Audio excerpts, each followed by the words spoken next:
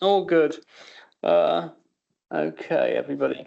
So I've got to go through the normal bits and pieces, the chair's announcements for the hybrid meeting. Okay, so if we all listen, everybody's in their places except for one person who's running a little bit late. Okay. Welcome everyone to the meeting. This meeting is taking place in the council chamber at Shepton Mallet, and we have members of the planning committee, officers, public speakers, and members of the public physically present in the chamber. We also have members of the public watching the meeting on Teams. Cameras within the council chamber allow us to film the meeting for viewers on Teams and also record the meeting. Therefore, any members of the public present should be aware that they may be recorded even if they are not participating in the meeting. If this causes you any concern, then please let me know now. I'm looking and I don't see anybody with any concerns.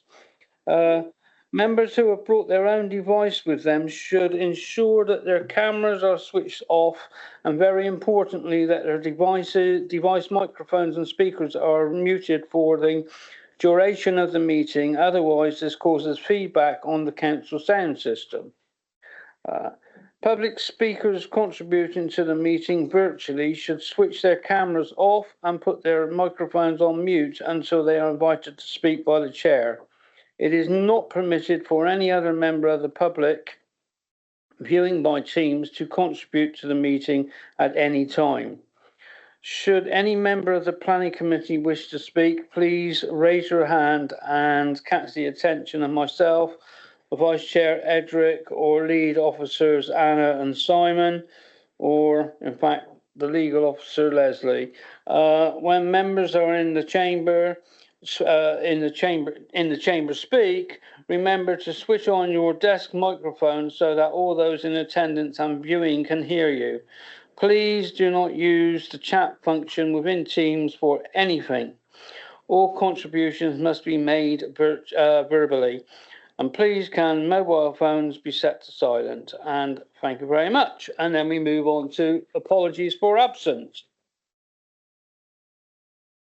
Thank you, Chair. So we've had apologies from Councillors Susanna Hart. Councillor Phil Ham is subbing for her. Councillor Tony Robbins and Councillor Roswyk is subbing for him. And Councillor Adam Boyden is just running a bit late this afternoon.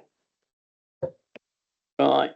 Thank you very much. And we've got declarations of interest. Now, I believe we do have a couple. Barry, are you going to say what yours is? Agenda item 9, Chair, is my application. Thank you. When it works. I'm also going to declare something on the one for Glastonbury, Pear Tree Farm. I am the ward councillor or division councillor, and it was my own district council seat as well. And I am predetermined. I'm not predetermined on this application, so I will be listening intensely to both sides of the debate. Thank you.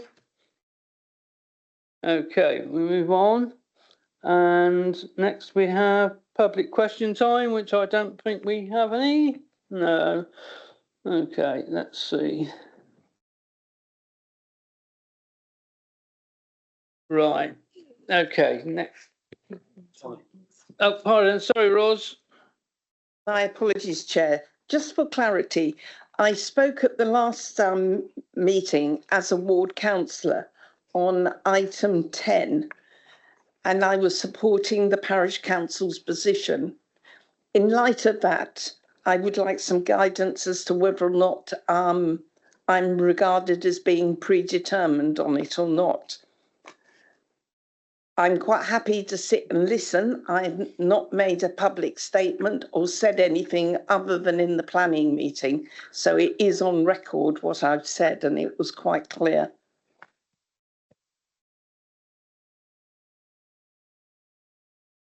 Okay, Ros, we think that maybe you are predetermined on that one. Okay. Okay, do I leave the room or just not speak or not vote? Yeah, you should leave the room, Ross. Yeah. Okay, Okay, thank you. Right, next.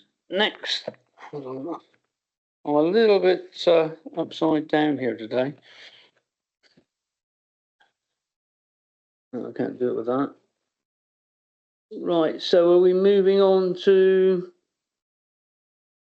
public question time? Yeah, we're going to move on to planning applications, or should we do the minutes first? Yeah. So, okay, we need the minutes now, which I believe are page 15. Once I get there. Excuse me, Chair, can I just add for clarity, we have two lots of. Yeah, we do. Okay, just let the other members know. Yeah, okay, so yeah, we are doing two lots today.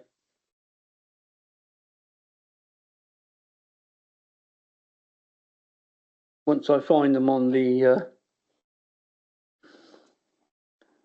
page 15. 15. Okay. Right, page 15, page 16, page 17, page 18, page 19, page 20, page 21, and page 22. So that's the first lot. Happy to propose, Chair. Okay, proposed and seconded, please. Okay, I think Martin. And all in favour? What was the pen? Right, thank you.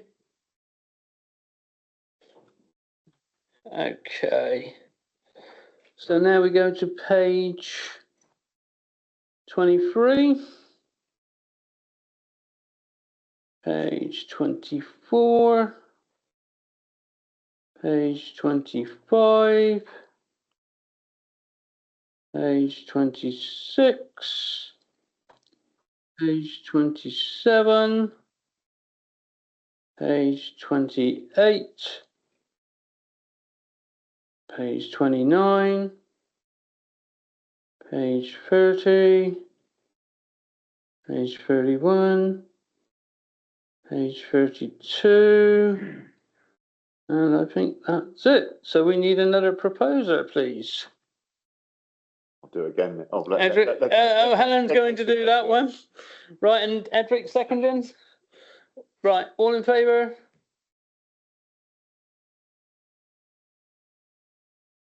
Okay, yeah, we're all happy.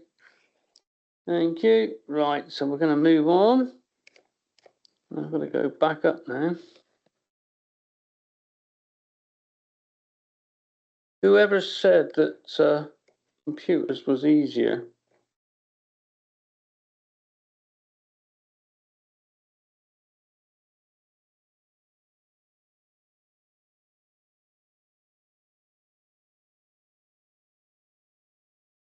Oh, I'll do that in a minute. Okay, we know that the next one is to go on to the planning application, agenda item 6, because we're aware that Pack Saddle has been withdrawn. So we go to number 6, and I believe Anna and somebody is doing it in her place, or is Anna? Chairman, I'm going to present that case. So Anna Jocham was the case officer, but Yeah. as you know, she's moved to another team in Somerset. So Okay. shall I start my presentation now, Chair, or are there any other procedural issues? Yes, please. Yeah, if you'd like to start. Thank you.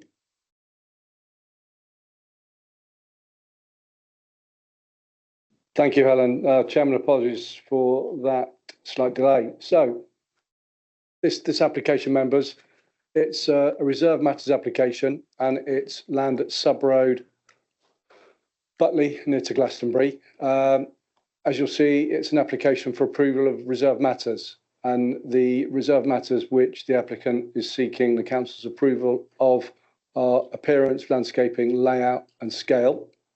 Again, just to distinguish the difference between a reserve matters application and an application for planning permission, which can be submitted in outline or on a full basis. The planning permission has effectively been granted at the outline stage. So, and you'll see from the report pack that it was a planning permission that was granted by the Secretary of State at appeal. And as part of the report pack, members, I attach for you the inspector's decision. And in the report pack, I highlighted some of the key decisions which led to the inspector recommending approval and grant of planning permission. So effectively, what you're looking at today is the layout of the scheme, the appearance of the dwellings, the associated landscaping and the scale of the new build houses. Effectively, as well as submitting those details, the applicant also took the opportunity to provide information which was required to discharge some of the conditions on the outline application. And you'll see that we have commented in the report pack where that detail is acceptable and where it isn't acceptable. But you'll through this presentation and through your decision today, you're not being asked to approve those discharge of condition issues.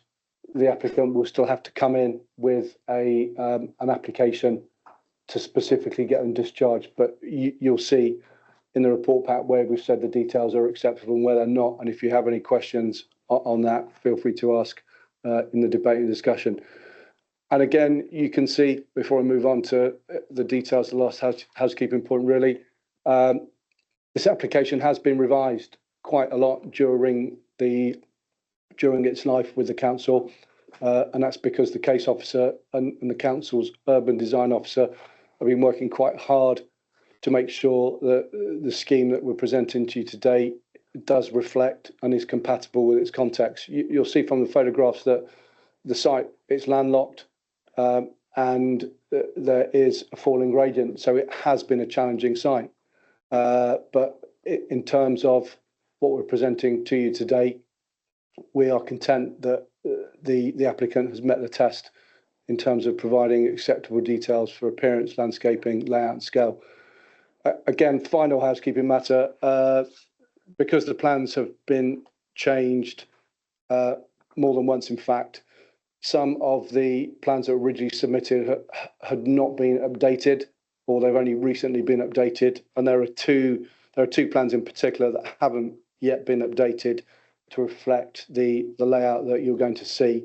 And those are the external works details. So any recommendation that you do resolve today, I would suggest, Chair, that it is subject to an updated external worksheet drawings being submitted that can then be approved. Mm-hmm. Okay. So moving on to the application site. This slide is a Google aerial view. Any of you that have had the opportunity to visit the site, you'll be aware that effectively it is landlocked on all four sides, as I've said, and you've got a series of properties here to the south with large gardens. You're in the presentation, I'll be referring to the properties Windrush, Prescott and Corbière, and these are here.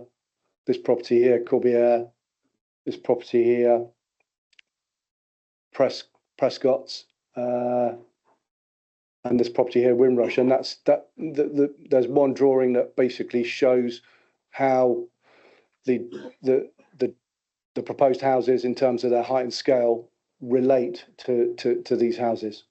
To the north, we've got properties which form part of a modern housing estate called Holm Oaks. To the east, we've got properties which, again, are Cutledge listed buildings. So, again, you'll note from the inspector's decision that he felt that a scheme could be accommodated on the site because of the distance between the listed building here and the boundary of the site. And the other listed building is on the roadside. So again, it's this building down here, and you'll see that the layout which is proposed but basically provides an acceptable setting for both of these listed buildings.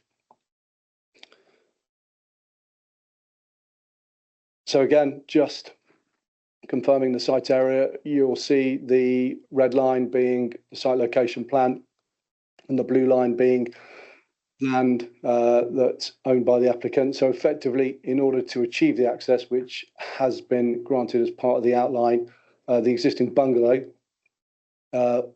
which is shown on this photograph here, part of this existing bungalow will be demolished and access from Sub Road will be achieved through this point here. So again, that has already been approved. So again, you're not considering the acceptability of that access in terms of your decision making today. So just going back to the site layout, this is the layout that has been worked up over time, and you can see that the sensitive boundary to the north there with Holm Oaks has largely been undeveloped in terms of new housing. So you've got a property here which is orientated away from the adjoining property on Holm Oaks, and then you've got a property here right at the top, which has obviously got a side elevation on adjacent to number 48. In terms of the layout, the dwellings are all, well, with the exception of these plots here, plot 8 and plot 9, the houses are all two-storey with accommodation over 2 floors with a pitch roof, other than these 2 properties here where the second story of accommodation is set within the roofscape in order to deliver a better relationship with the properties adjacent. And then here you've got a building which provides car parking and then 2 one-bed apartments above. And I'll come on to that detail, members, as we go through the presentation. So effectively, this is a schedule of the accommodation that's provided. So it's a mixture of 3 and 4 bed units and some 2-bed units and some 1-bed apartments in terms of the units that would be made available as affordable housing. And this mix has been specifically requested by the council's affordable housing officer. So in order to achieve that, the 2 1-bed apartments, that's been where the work has been done, in addition to achieving an acceptable relationship with the neighbouring properties from a design point of view. So we'll skip that one because I've just referred to that in terms of the access. So this is effectively the route that how the properties will be accessed. So cul-de-sac, sweeping around and then back out. And then here you then have a courtyard development of the properties that will be provided as affordable housing. I put these plans on really just to show the scope of the landscaping. So again, it's probably not a landscape-led scheme, but there is a lot of landscaping to help assimilate the site within its context. And effectively, as you can see down here, there is a proposed link to the existing open space, the existing play area here, and that sits as part of an open space in the southern section of the site that will accommodate an attenuation basin to manage the surface water drainage. The other part of the landscaping plan, so it's in 2 parts, and I apologise for this part because it is slightly skewed in the way that it's copied. But again, the purpose is really to show you the scope of the additional planting and landscaping, which will not be part of the residential gardens of these properties here. So that will be open space, which will be managed by the management company that's set up to manage the open space and private facilities on the site, again, to ensure an acceptable relationship between the new development and the adjoining properties. So just moving on to some photographs, and there are quite a few. So this is looking up from the gateway that is directly at the rear of the listed building. You can just about see the existing stables and paddock area here. Effectively, the site's split into a number of field paddock areas and is used for grazing. Here, off the photograph, is where the existing play area is and where the link from the site to the existing public open space play area will be provided, and that is a requirement of the Section 106 agreement. Split photograph, so on the left-hand side, we've got the boundary to the north-east, so looking up to the boundary 48 Holm Oaks, and then wrapping around the boundary with the Rooks Barn listed building. And then this half is effectively a view looking back down the site, picking up the boundary with the remaining properties in Holm Oaks. And then where my cursor there is in the distance, that is where the listed building is, which we can see in more detail in this photograph here. So effectively, that's the garage that's currently listed, and you can just see the thatch of the principal listed building. And as I've said from the layout, this area is largely to be undeveloped to provide an acceptable setting to the listed building, again following the guidance and advice from the inspector. The site, the photograph again, split photograph to the right, again just looking down towards Sub Road from the middle of the site, but again gives you an idea on the size and expanse and the fall. Photograph looking down the site on the other side, so the boundary with the properties that are referred to in opening, and then where the existing property is about here, which is where the access to the site, as approved, will be provided. So this is a view across the site from effectively the south to the north. So you're looking towards the boundary with Holm Oaks, and again, you've probably noted from the photographs, members, that they were taken at different times of the year in terms of the sky and the landscaping. So if we go back to the first one I showed you, the hedgerow is much more developed than it is on the shot that shows the view back across. So this is a view from the middle of the site looking back up again. So the location of the two properties that are not two full-story houses is about here. And again, generally, the siting of the properties have been located so the orientation with the neighbouring properties is comfortable. So there's no direct back-to-back relationships, which sometimes does become problematic.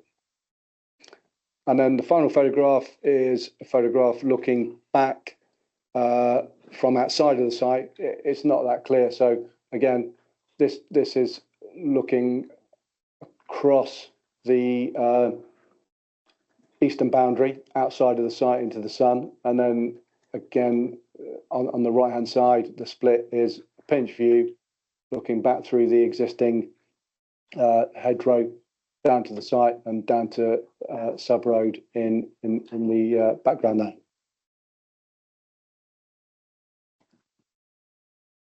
So this plan shows effectively the materials palette that's proposed, and you'll see from the plans that it's the palette is consistent across all the houses that are proposed, whether they be market dwellings or dwellings to be occupied as affordable housing. And effectively, it's a mixture of slate and tile roofs with natural stone walling, on the principal elevation. All the principal elevations have natural stone walling.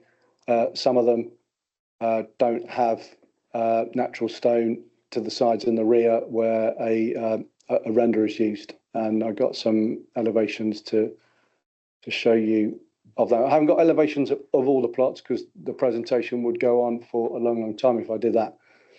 In terms of the section drawing that's been submitted, it shows 3 sections through the site to help us understand the relationship between the dwellings that are proposed close to the neighbouring occupiers. So you've got a section here, which I'm going to show you, which is section AA. So that shows the relationship between this building here and the neighbouring property, which is Corbière.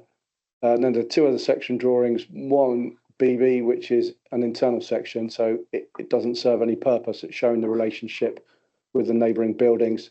But section CC, which I'll go to first, effectively shows the relationship between the nearest property in Holm Oaks to the property there in the north east corner, and then the relationship between the 2 properties which are designed with the upper story and the roof and the neighbouring properties to the rear of them. So the top one is section CC. So that's the one that shows the relationship between. So this is 48 Holm Oaks. As you can see, the property directly adjacent to it. So there's a reasonable separation distance. And then the landscaping, which I talked about, which will not form part of that property's garden. It will be effectively part of the common open space across the site to again ensure that the relationship between that property and that property is acceptable. And then the other side of the site, so on the southern boundary, you've got the 2 properties which are Windrush and Prescott's, and then you've got the 2 properties on plots 9 and 10.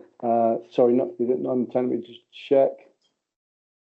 8 and 9, which effectively, as you can see, have been designed specifically to manage that relationship. So there's still 2 stories of accommodation, but the upper story is set within the roof space, as opposed to the majority of the houses, which are full 2 stories with a roof space. So that's AA. Sorry, that's CC, and then that is AA, which shows the relationship effectively through this part of the site. And the key bit for you to note, members, is the relationship between this property here and the neighbouring property, which is outside of the site. So that's the separation distance between effectively plots 27 and 28 and the property Corbière.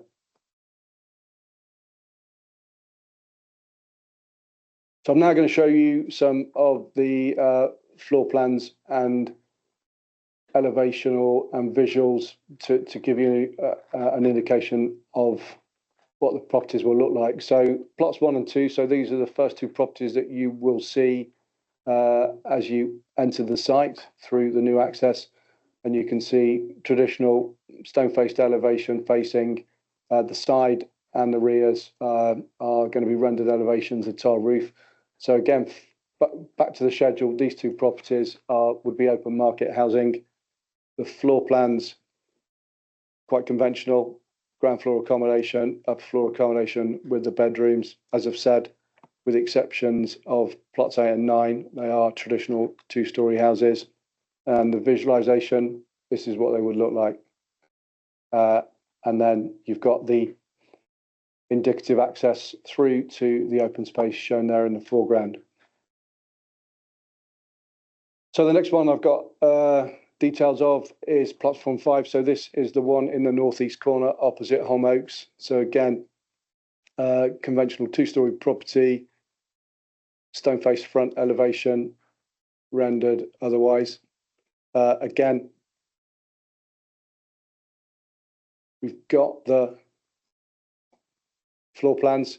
And if you look at the ground floor plans, again, often what we're presented with in terms of the details that the house builder wants to build, that would normally be divided into 4. And every time we have a discussion with developers, builders about what type of housing they should provide, we always suggest, why don't you make the ground floor as open plan as possible? 9 times out of 10, they say we're not going to, because we don't find that easy to build on this occasion. And with a lot of the units, that's what this developer is proposing. So again, not particularly a material planning consideration for you, but it does demonstrate that this is slightly different in terms of what the end user will have in terms of livability than a lot of the houses that we are asked to consider to approve.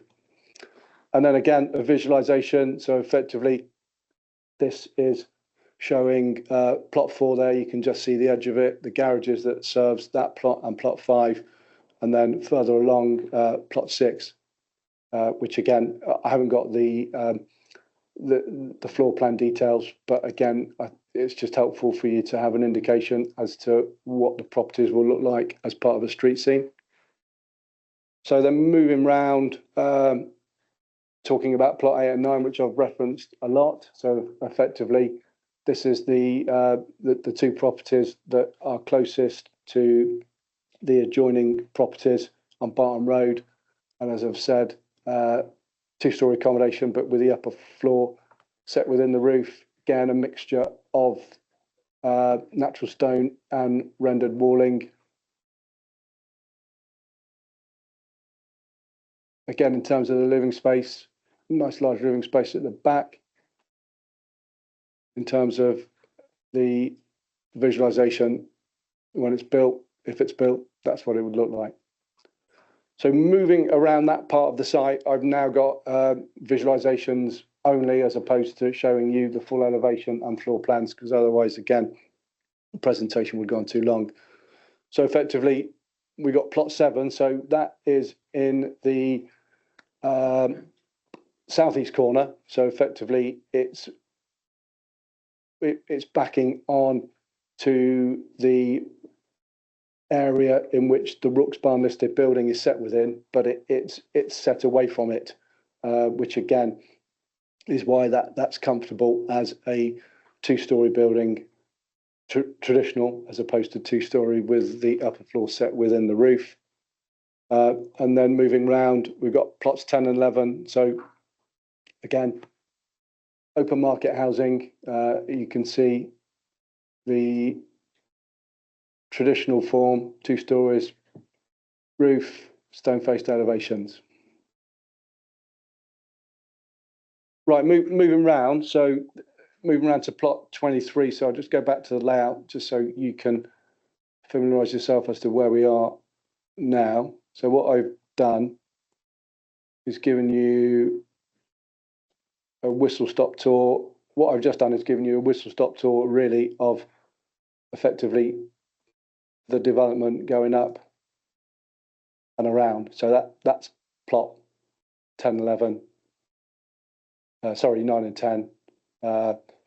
Obviously, those are the buildings that I showed you the visualizations of where they're on the boundary. So what I'm now going to do is go back and show you the detail of plot 23, and then working around to this point here, which is where the building provides the upper floor apartment above the garages proposed. So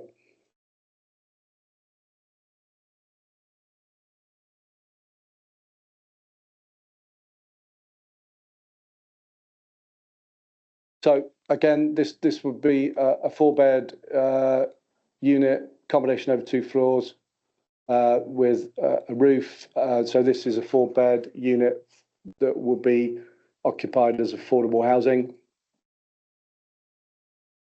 Let's have a look. Yeah, moving around These are plots 24 to 25, 24, 25, 26. So they are 2-bed units. Again, they would be available to be occupied as affordable housing as either a shared ownership unit or an affordable rent unit.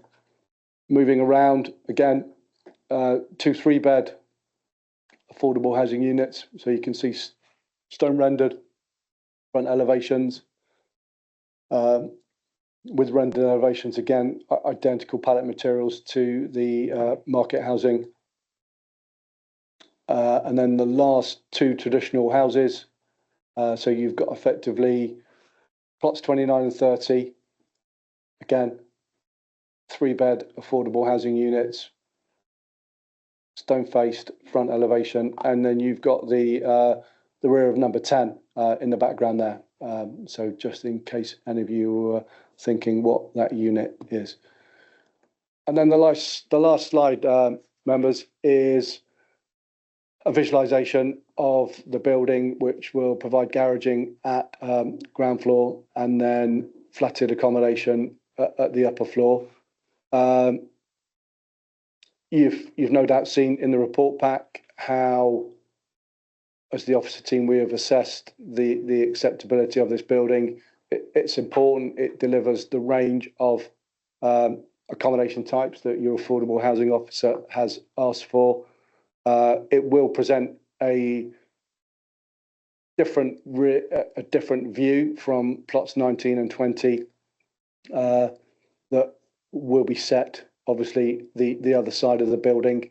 But again, in terms of our assessment, in order to deliver that mixed balance community, we felt it was important to take the opportunity to provide the full range of affordable housing that your affordable housing officer had asked for. So, as per the report pack, Chairman, members, our recommendation is for approval. It's for approval subject to a legal agreement to secure the phosphate mitigation. And again, if you've got questions on what that is, we can go through that as part of the questions. But effectively, Natural England and your ecologists have supported it. So they are content with the solution that's been offered, and then a number of conditions. And just going back to what I said at the start, Chair, if the recommendation is approved, I'll just clarify what the condition recommendation should be changed to. That's the end of the presentation, Chair. So I will close it down and move on. Okay, thank you very much for that, Simon. And next we go on to I will add though, very, very, very good presentation. Thank you, Chairman. And next we will go on to the public speakers. So we're going to start with Sarah Simpson, please. Thank you, Sarah. And you have 3 minutes. Okay.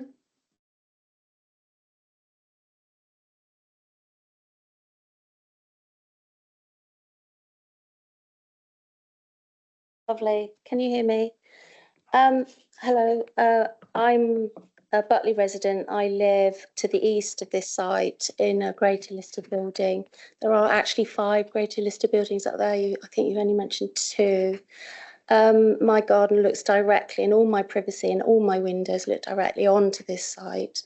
And the plots, I think it's 4, 5, 6, 7. They're the ones at the very top, the big ones.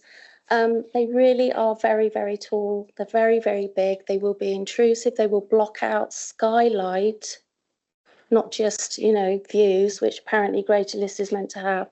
They really are. They're almost like a wall going to be built at the east end of the plot, of the site, rather. The other thing I want to say is, really interesting report there, but the photos really didn't show how steep this hill is. It is a really steep hill, and because of that, it's caused a lot of problems with topography here. We want to talk a lot about density because we feel it's too high, because originally it was going to be 25 houses, and then it sort of got increased up to 32, and it was supposed to be up to 32. It didn't mean it had to be 32. And again, because of the issues of topography, flooding, and that it's an infill in the village, 32 houses do seem quite high. We do feel that there should be a more appropriate mix of dwelling types and sizes, which we know have been set out in housing assessment. But here it doesn't really seem to be maximising that, because it feels squashing in many houses as possible, and they don't really seem to meet the local actual need. So here 50% are large 3 beds, 50% are large 4 beds, and the small amount of affordable sector actually looks like they're larger houses, and there's no 2 beds, which of course is the housing that people need in Butley. And space is so tight on this site, there's no garages provided, just carports, and highways does sort of mention 40% of a garage parking space, but 100% of a carport, 1 space. So it's been a lot of sort of, jiggling of space because it's dense and packed in here. We're wondering about residents requiring storage, a likelihood, put pressure on available parking in the village. And if they can't park on that side enough, where will they go? We do also feel the proposed density is out of keeping with the surrounding area. The suggested layout and the surrounding properties, it's not really in keeping.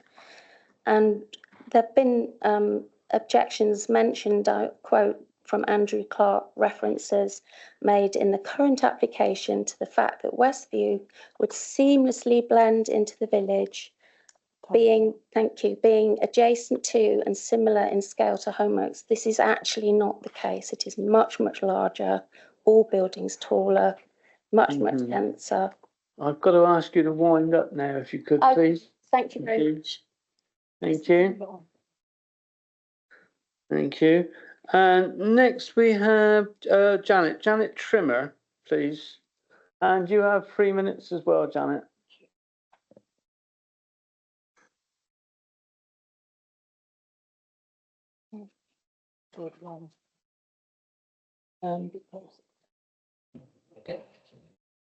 Thanks.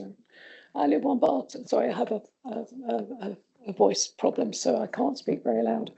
I live on Barton Road in Copperfields, which is a traditional bungalow. As surrounding residents, we've tried to work with the developer to reach an acceptable compromise, but after 3 meetings, we heard no more until the current plan. To say we were horrified doesn't cut it. The plans and documents upon which outline planning were granted state the proposals also incorporate the improvement of existing boundary hedgerows, which will also be further offset by the incorporation of a 5-metre ecological buffer. This buffer was on the north, south and eastern sides, but now has totally disappeared on the southern boundary, a 40% reduction, considerably reducing the ecological benefits of the scheme referred to in the planning balance, paragraph 40 of the appeal decision letter. The removal of the southern buffer was not mentioned at our meetings, and there was certainly no agreement to excavation on boundaries and within the buffers, which is now planned. The excavation on our boundaries up to 1.9 metre, providing a dreadful safety hazard for surrounding residents who could fall into the gardens of the houses below, as no fence is provided.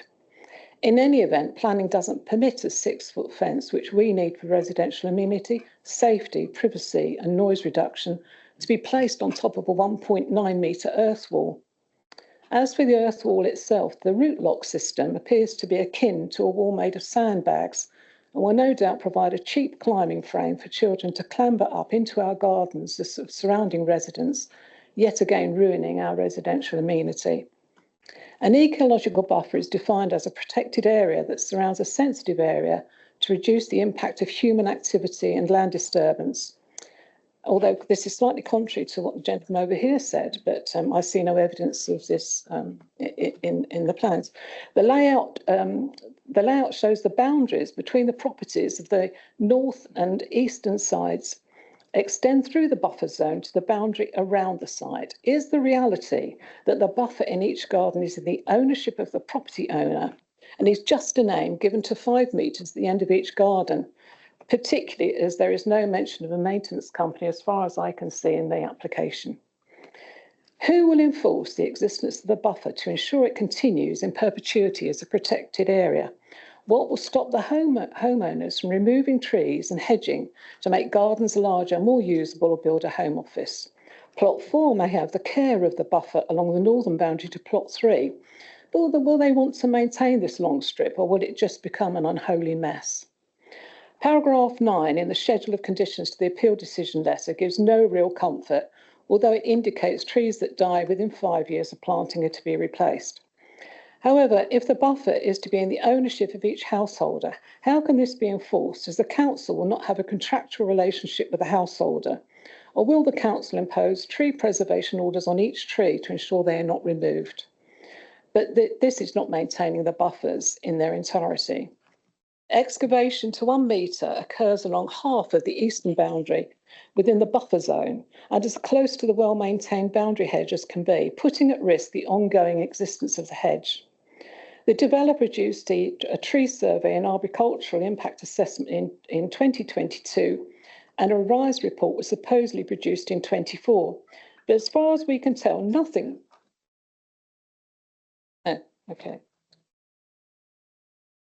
Okay, thank you, Janet, for your 3 minutes. Next, we move on to Nigel. Nigel Hampton, please. And you have 3 minutes as well, Nigel. Good afternoon, everybody. 3 minutes seem to go by very fast, don't they? It is a concern that there is a considerable amount of earthworks all over the site, and the external worksheet contained a note saying that only major retaining features have been shown. Exact extent of retaining across the site is to be confirmed at the detailed design stage. Now, the presenter said that, but it is a concern to us. Flooding on the northern side already occurs when the field gets waterlogged, and this development increases flood risk. We now find that the road proposed on the north side, which runs close to our properties, is over 1 metre higher than our gardens, creating a deep drop and thus inviting the possibility of even a greater risk of properties flooding. Furthermore, we have no idea how the earth bank that is being created for the road will be retained. The owners of 44 and 46 Holm Oaks invited the developer to introduce a ditch along the boundary to interrupt any such flow. And in his letter to us, dated the 28th of April 23, he enclosed a diagram showing such a ditch. However, in the latest plan, this ditch has disappeared, and it needs to be reinstated as a matter of necessity. We would also like to mention that the developer told us in this letter that he addressed the issue of ridge height close to Holm Oaks and apologised for them looming 4 metres above our houses. That was the original plan. However, we still find these to be empty words because the ridge heights near 42 to 46 Holm Oaks are still 3.4 to 3.75 metres higher than our ridge heights. And as far as 42 and 44 are concerned, these are actually very close. And the cross sections that the gentleman showed were very advantageous to the developer and didn't show some of the truths as I see it. The site plan leads one to believe Westview will be a green haven, but there's no evidence provided that highways have agreed to the planting schedules and made it very clear in their letter of the 23rd of June that despite what is agreed at planning stage, this does not automatically mean planting is acceptable for highway purposes. Our examination of the proposed planting shows that at least 25 trees may never be planted. There has been above average level of subsidence around the site, which residents raised when the site was first mooted. To date, absolutely nothing has been done to reassure neighbours. Both Copperfields and Prescotts have documented subsidence, and another 2 incidents at Prescott. Policy BT1 was clear that development proposals were to minimise the potential impact on the existing ground conditions adjacent to the sites along Sub and Barton Road, not make it worse, which this proposal clearly does. Thank you very much. And thank you very much, Nigel. We have one more speaker here, and that is Mr. Barry Foster, please. And you have 3 minutes as well, Barry. Thank you. My wife and I are residents in one of the listed buildings, 5 of them at the top, in the conservation area, which the former Mendip District Council extended to include us, as they obviously thought the visual amenity was worth saving. The houses on the eastern end of this development are enormous and at least 4 metres above our ridgeline. When you look at the current plan, which you've all seen, with its beautiful pastel colours, if you actually then change all the hard standing to one colour, it gives somewhat dramatic view. I show you that because the village has water problems. When it rains, we get fountains through the grates in High Street, Water Lane and Sub Road. And some of this contains, and I'm being polite, solid sewage. Butley suffers from this problem. It's going to get worse. Some of the houses in Water Lane in particular end up with the sewage in their gardens and coming up through the lavatories. Wessex Water has promised valves for their lavatories, yet to be seen, and in one case has actually given the residents an emergency number when the sewage arrives. Council officers never originally expected 37 houses. We see the original numbers. What we need here is a project which will not create a disaster along the lines perhaps that we've seen recently in Spain with unforeseen amounts of water due to climate warming. What we need is smaller, fewer houses with larger gardens to absorb the water, which local people employed in the local economy can afford. I thank you for listening to this and would like to say, if you ever, in the next few weeks, walk the footpath from Butley to King Weston, you can see a view from Alfred's Tower in the east to the Hood Memorial in the west. See it while you can. Thank you. And thank you very much, Barry. Next we have on the parish councillor, which is Councillor Trevor Wilmot, please.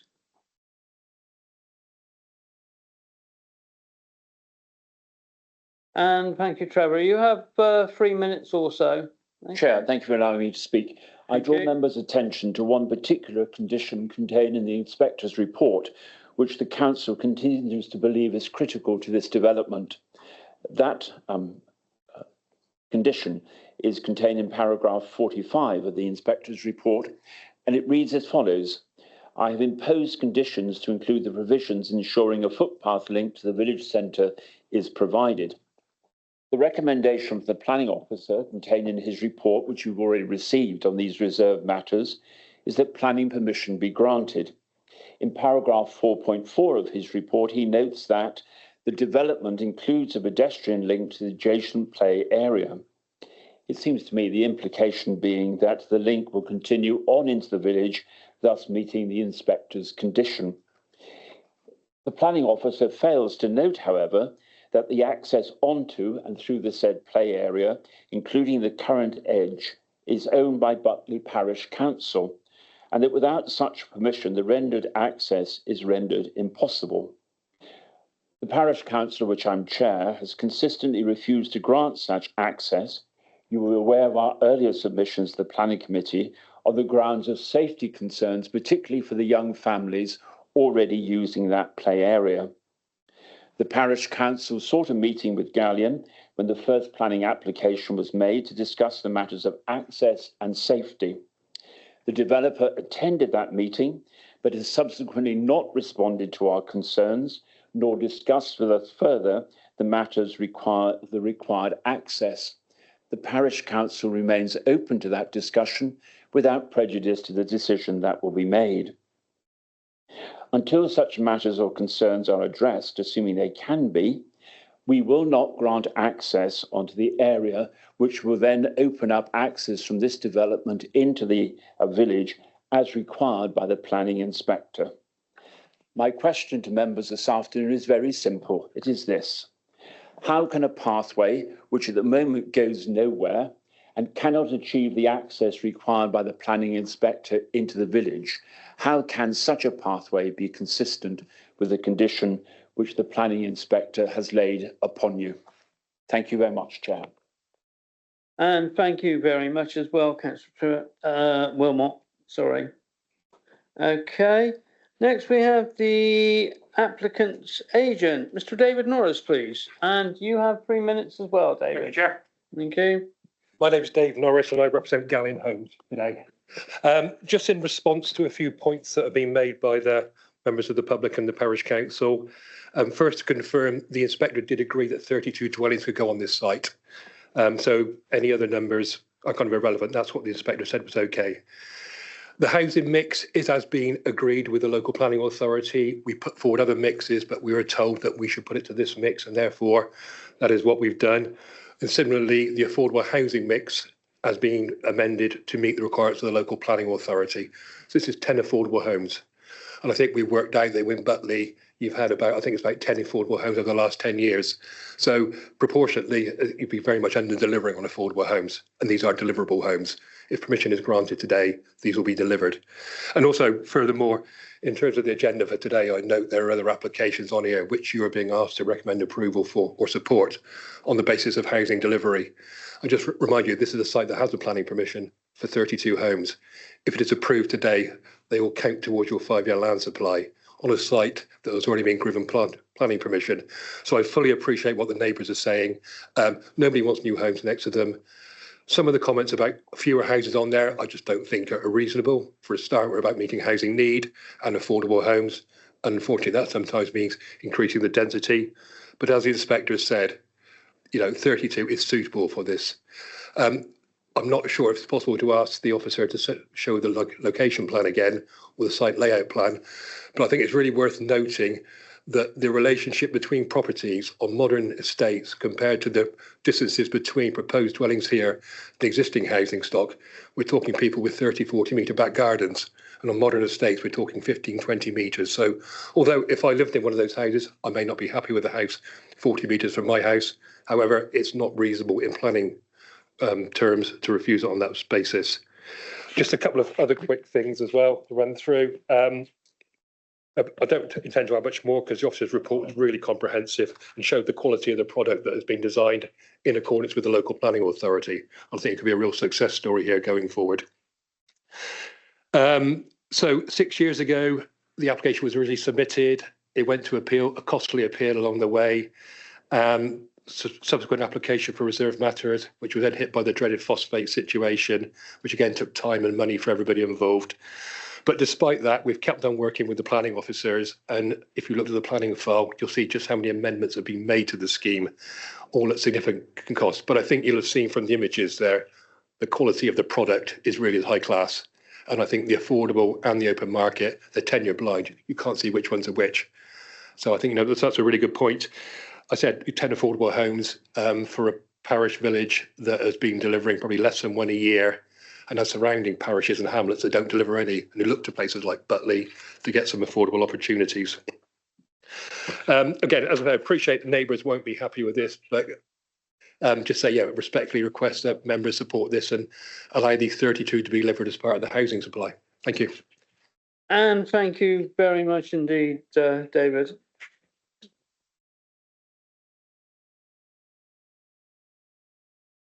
Okay, so we're going to move on now to the committee. So we're looking for who wants the first hand up. Claire, you had the first hand up. Wow. So I get a sense of Gallion from Mr. Norris then. I feel that I don't think it's fair to sort of say nobody wants housing next to where they live, neighbours don't want it. I felt that was a sort of unfair comment because I think the community has been quite eloquent in how they're expressing their concerns and their issues. and questions to us. I think any village, and it's a village I've known all my life, it needs to keep its heart. And so what I'm going to say now, I hope that I can get guidance from officers, because I understand you did a very comprehensive presentation. Brilliant. Okay. And I do appreciate how much work officers have put in to get it to where you've got it to. So the guidance I want is, as the very bullish representation we just got there has pointed out, we haven't got a lot of options and flexibility. But I do want to say some things and hope your guidance will guide me in what was possible, because I would like to say to the developer, please work with this community, you know, be a good neighbour to your community, because that, you know, you're not going to get anywhere if you don't. We need to think of people's happiness, you know, that comes first. Right, so my issues are sustainability, local need, the community infrastructure, the affordability, highways and active travel. The point is, everyone will have to drive, right? So the number one issue coming out to Butley is Sub Road, okay? Because you can't walk it. There's no pavements. So everyone will have to come in and out of their cars. And if they can't park there, where are they going to park? You can't park on that road.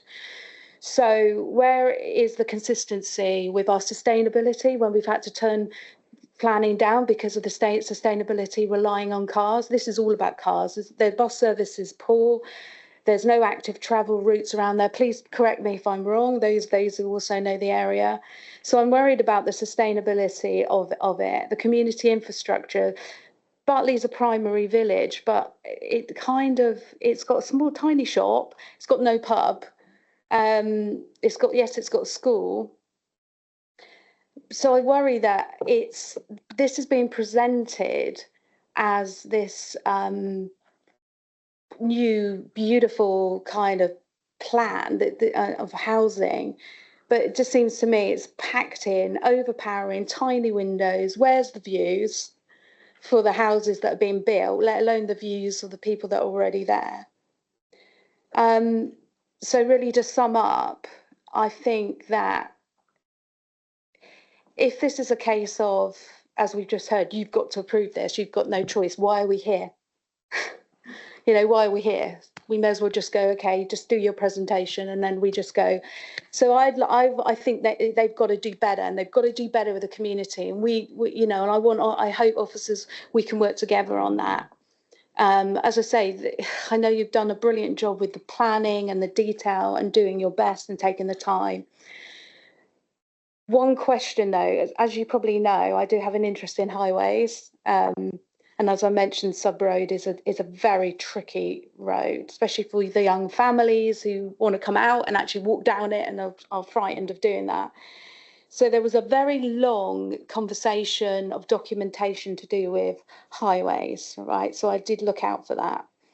And it says most concerns raised and almost all most concerns that raised and almost all other details can be dealt with at the detailed design stage. So most concerns have been addressed, but not all. And they can be dealt with at design stage by way of a condition. I just wanted a little bit more clarity on what that actually means, bearing in mind I've given you the context of that road. Okay, thanks. Okay, thank you, Claire. Simon, I think would like to come back. Yeah.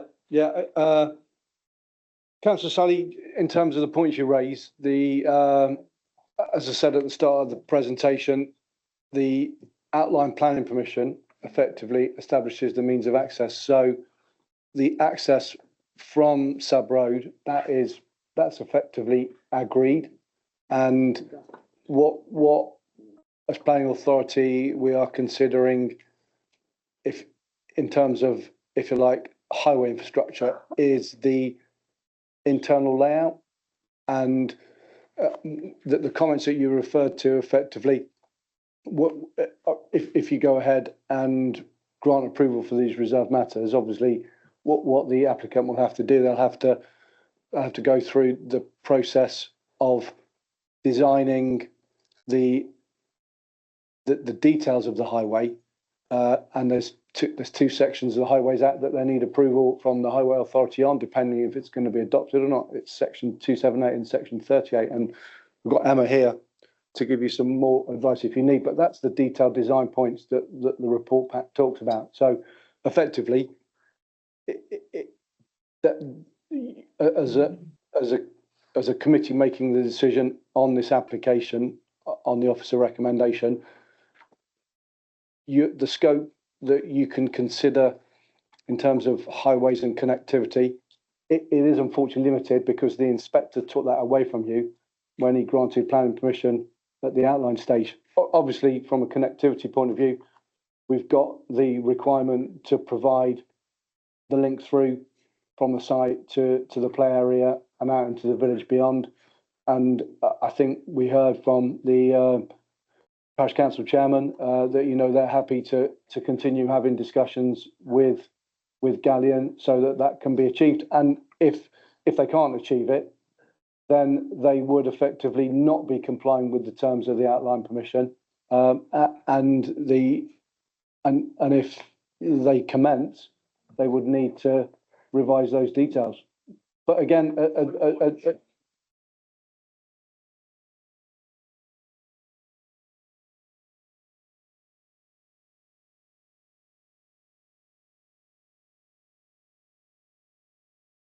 Yeah, I don't think you should interrupt our meeting.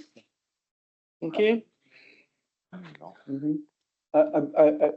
Members, Chairman of the Parish Council, if I've misinterpreted what you said, I apologise. Obviously, there's a process that they will need to follow to get approval from that landowner in order to deliver that requirement. If they can't achieve that, then effectively, yeah, they've got a problem at delivering the plan permission. But that doesn't prevent you as a committee going ahead and making a decision on this application today. Is that counterintuitive, Chair, then, that we would approve something that has got such a fatal problem? So Galleon by more than one member of the public's view is not engaging, and also by, as I say, that very robust Galleon agent also indicated the same sort of attitude to engagement. So is it counterintuitive to sort of approve of something when there is an impasse, which we've already previously had before? So would we consider deferring and actually making this developer be a good neighbour and engage and have a no? Okay, back to you, Simon. Thank you, Claire. I think the lead officer here, Dawn, would like to come in quickly.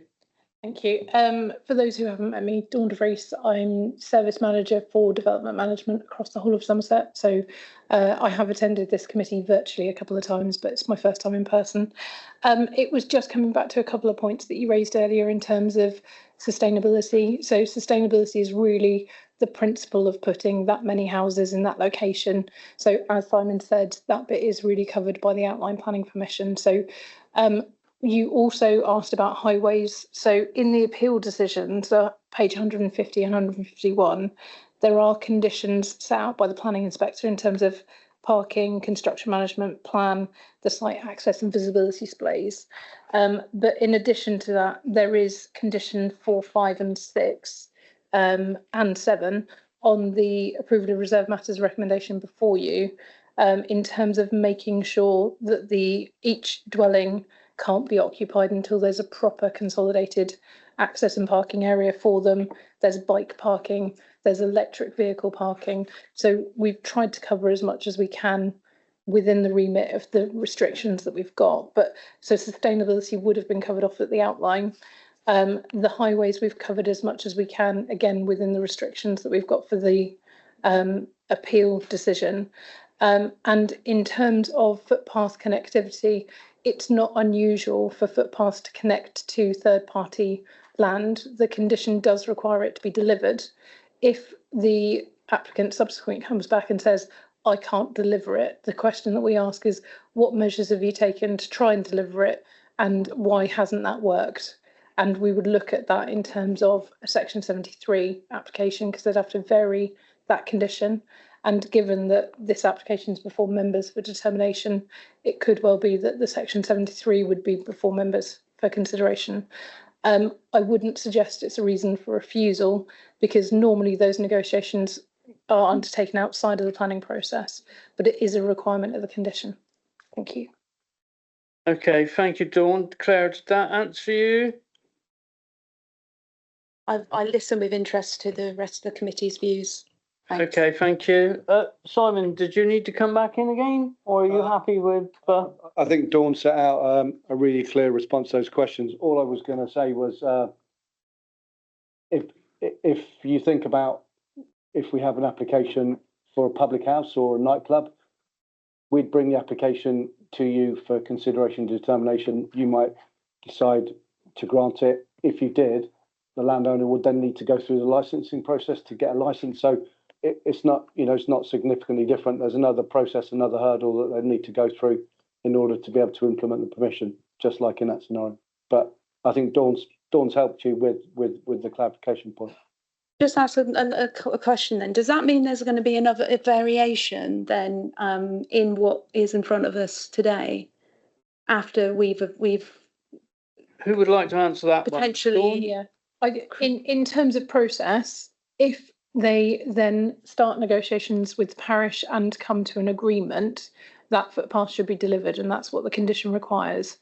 If they don't secure connection through that footpath, they would have to apply to vary that condition to us. So it would be an application that would then be advertised the same way as the other one would.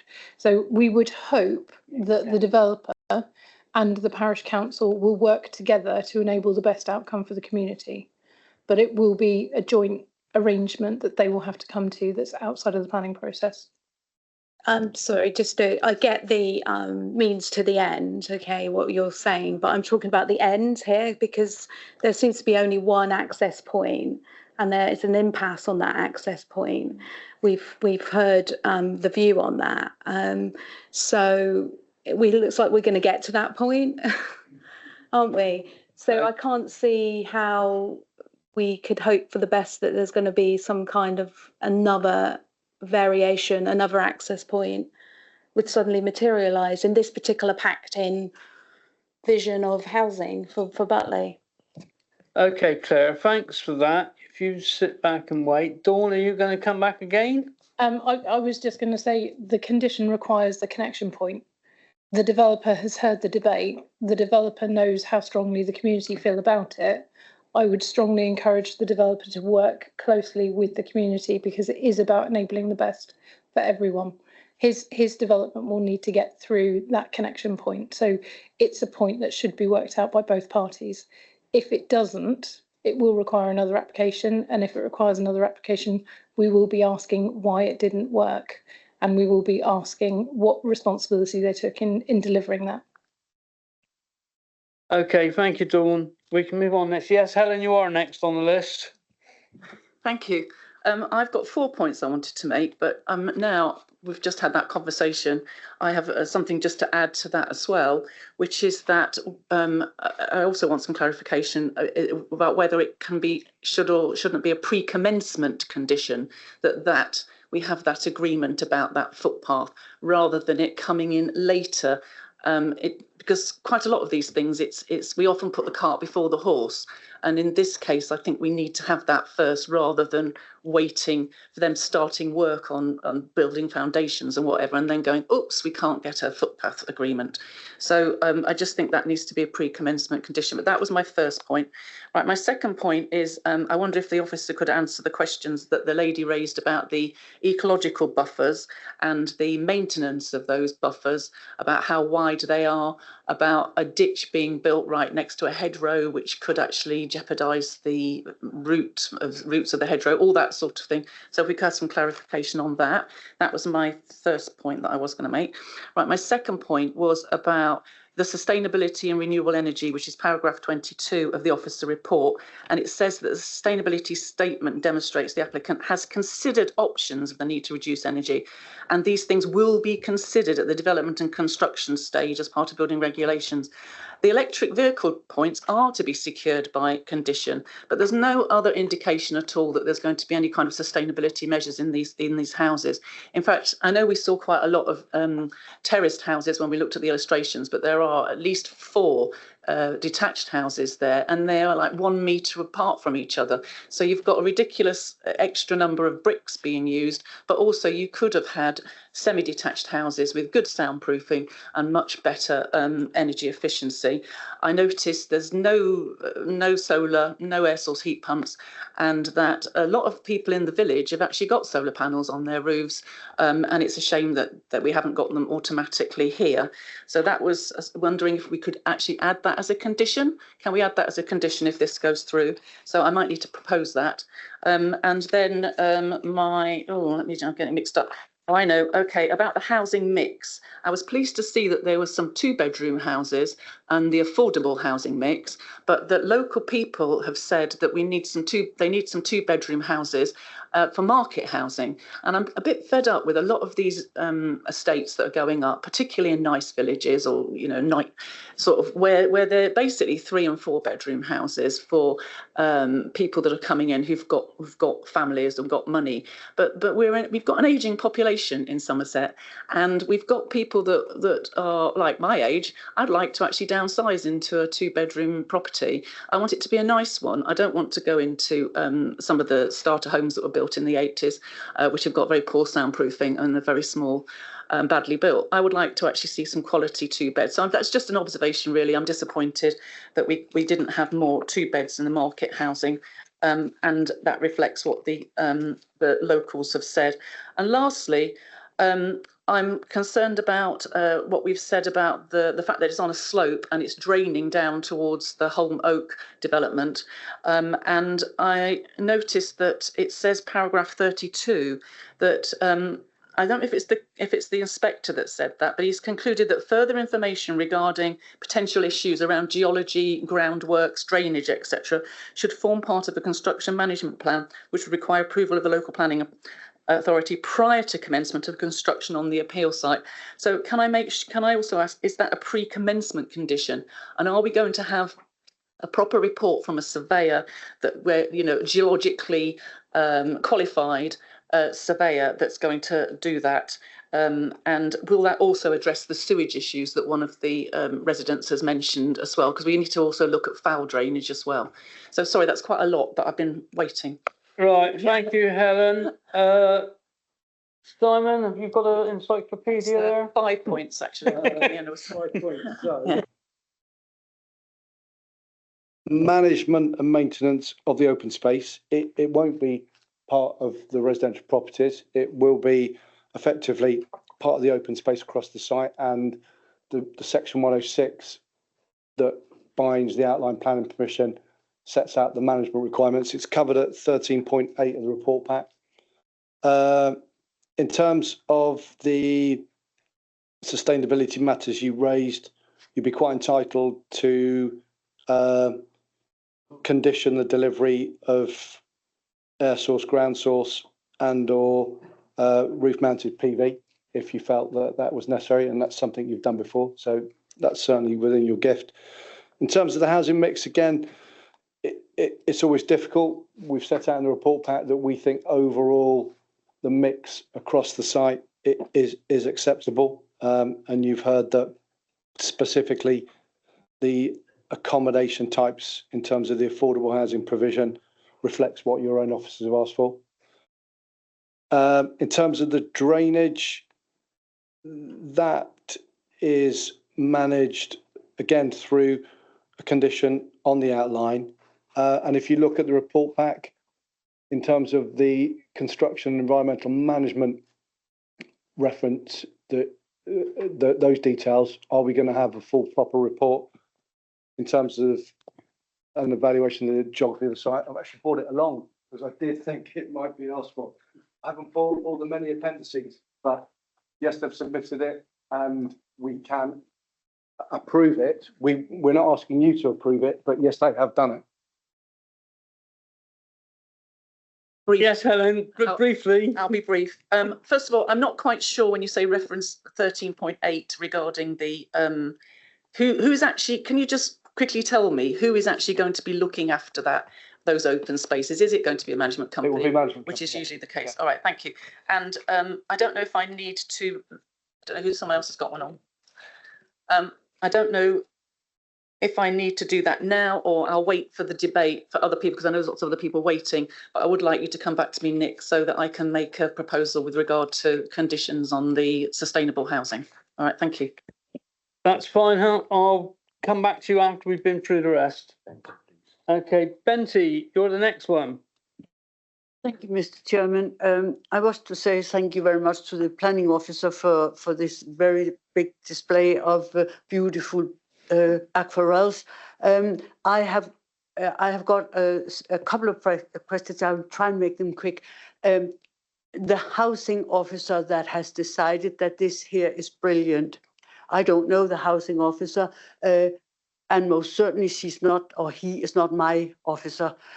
I cannot understand why anybody can think this is a miracle, because go up in Tatley Acre, you can find every individual house you have showed there are somewhere in Tatley Acre's big plan. Also, the lack of vehicles on all these, there will be vehicles, there'll be hundreds of vehicles, and I am not going to sit as a councillor and say that I will take responsibility for putting anything through that has not been written in really good ink. And that is that every car park space has got to be marked off. I am not going to put my name to this here, if not. Then there is another little thing, and that is the coach house. I think there were 3 car parks underneath each side. They have got them in Wells. And I would like to know, where's the garden for those people that's going to live upstairs? Are they going to fly out with a parachute and then they're in their garden? I don't like things like that. Then the footpath. This is ridiculous. You cannot rely on other people's property and say, oh yeah, we can walk there and we can do this, that and the other. No, you can't. So the management team, there was a house, a new house, 4-bedroom with a huge tree. I know it was only drawn, but in 5 years, with my knowledge about how you plant trees in Somerset, they will overgrow, they will grow into the house, they will take up the sewage system, they will do all sorts of things. It is not good enough to plant trees like that, because they will take over and it will destroy people's house, and people has paid a fortune for a 4-bedroom house and they do not want to have their sewage system smashed, and then they can sue the council or the developer. I don't know who is going to be that person. I'm sorry, I cannot vote for any of it until I have got the guarantee. Thank you, Benty. Simon, I think you might like to come back on some of Benty's questions.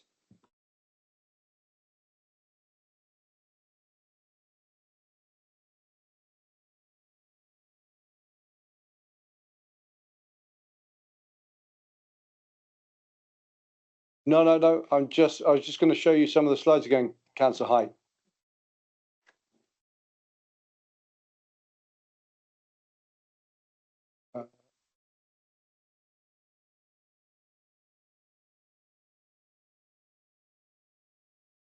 So, in terms of your, yeah.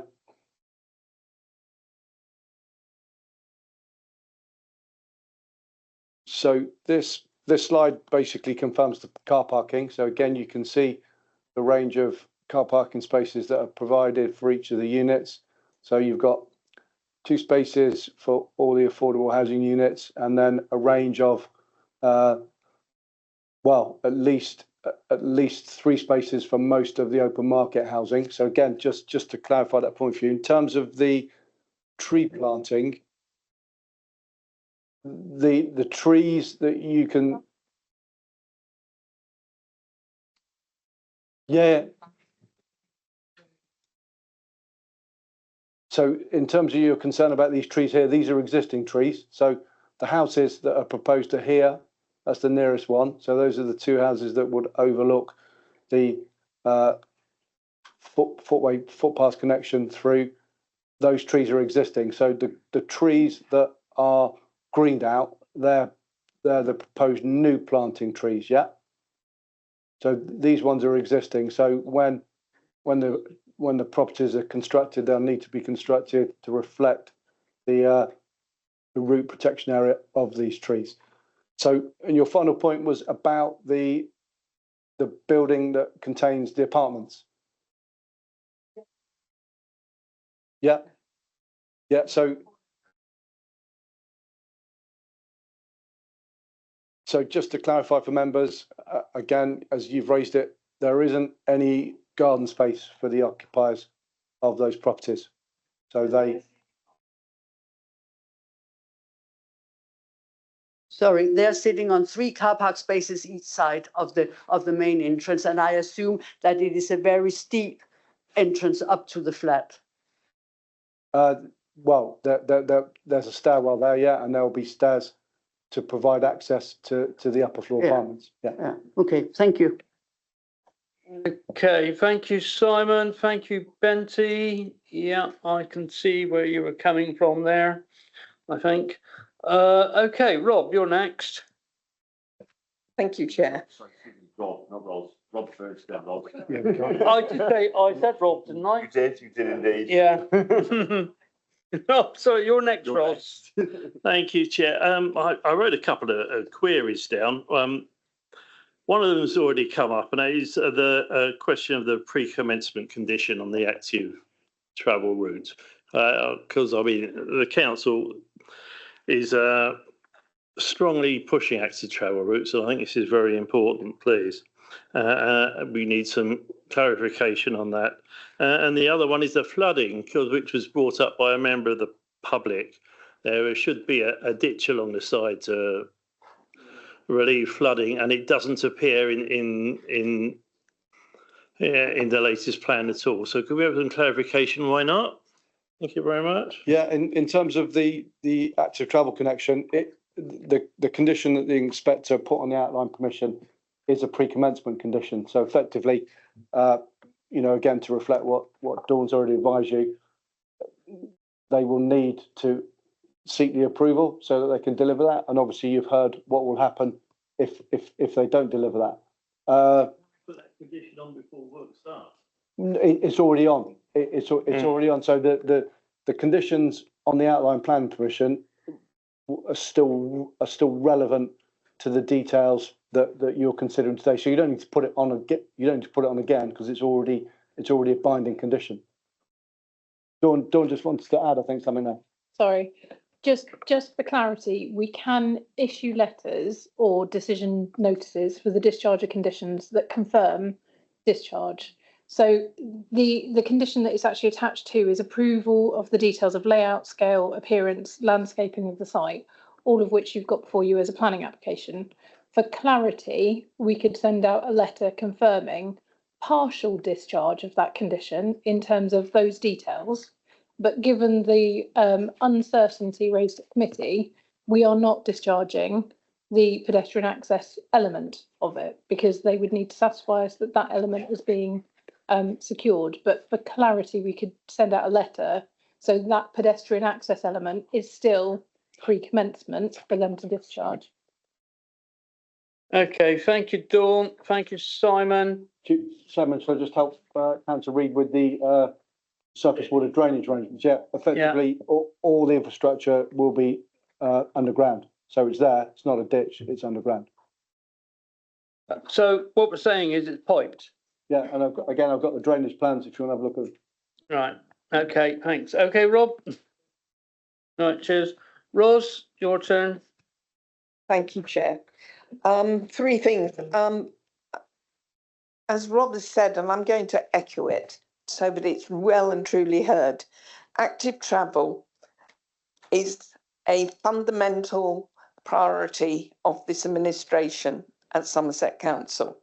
And that every application we need to see very clear pedestrian and cycling access to the centre of communities where there are facilities.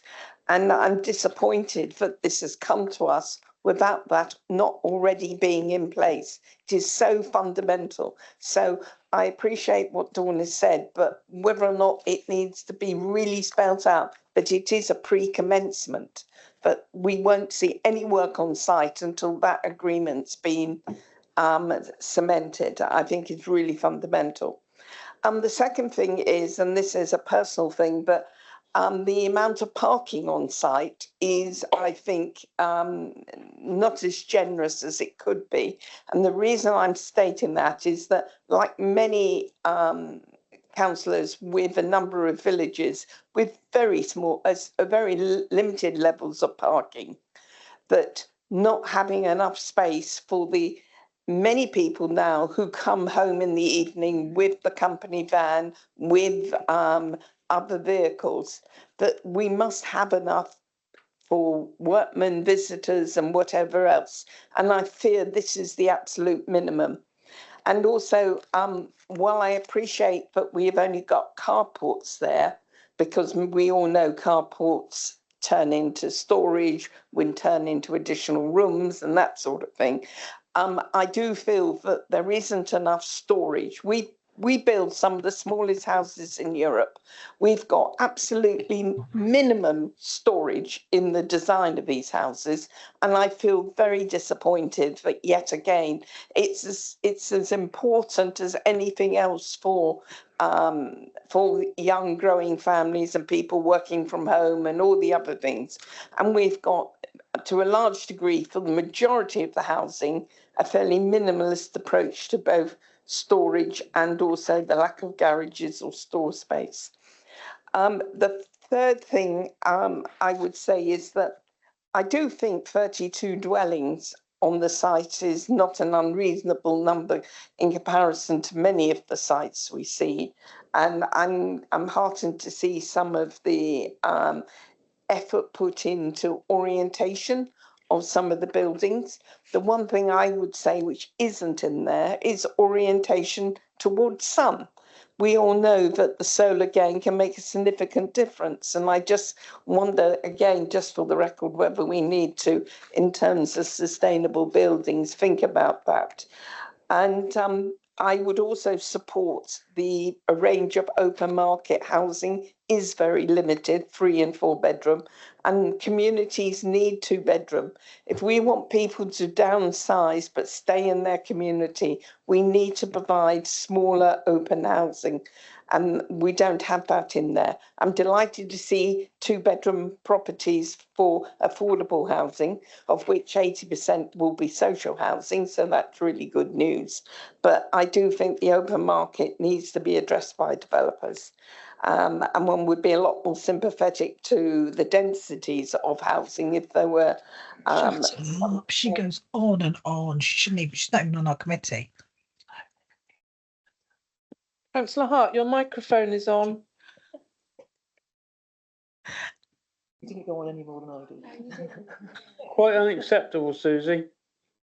I am a member of this committee. I am substituting today. And I'm fully aware of that. I didn't realise my microphone was on. I'm very, very, very sorry. Not acceptable, that. I said I'm sorry.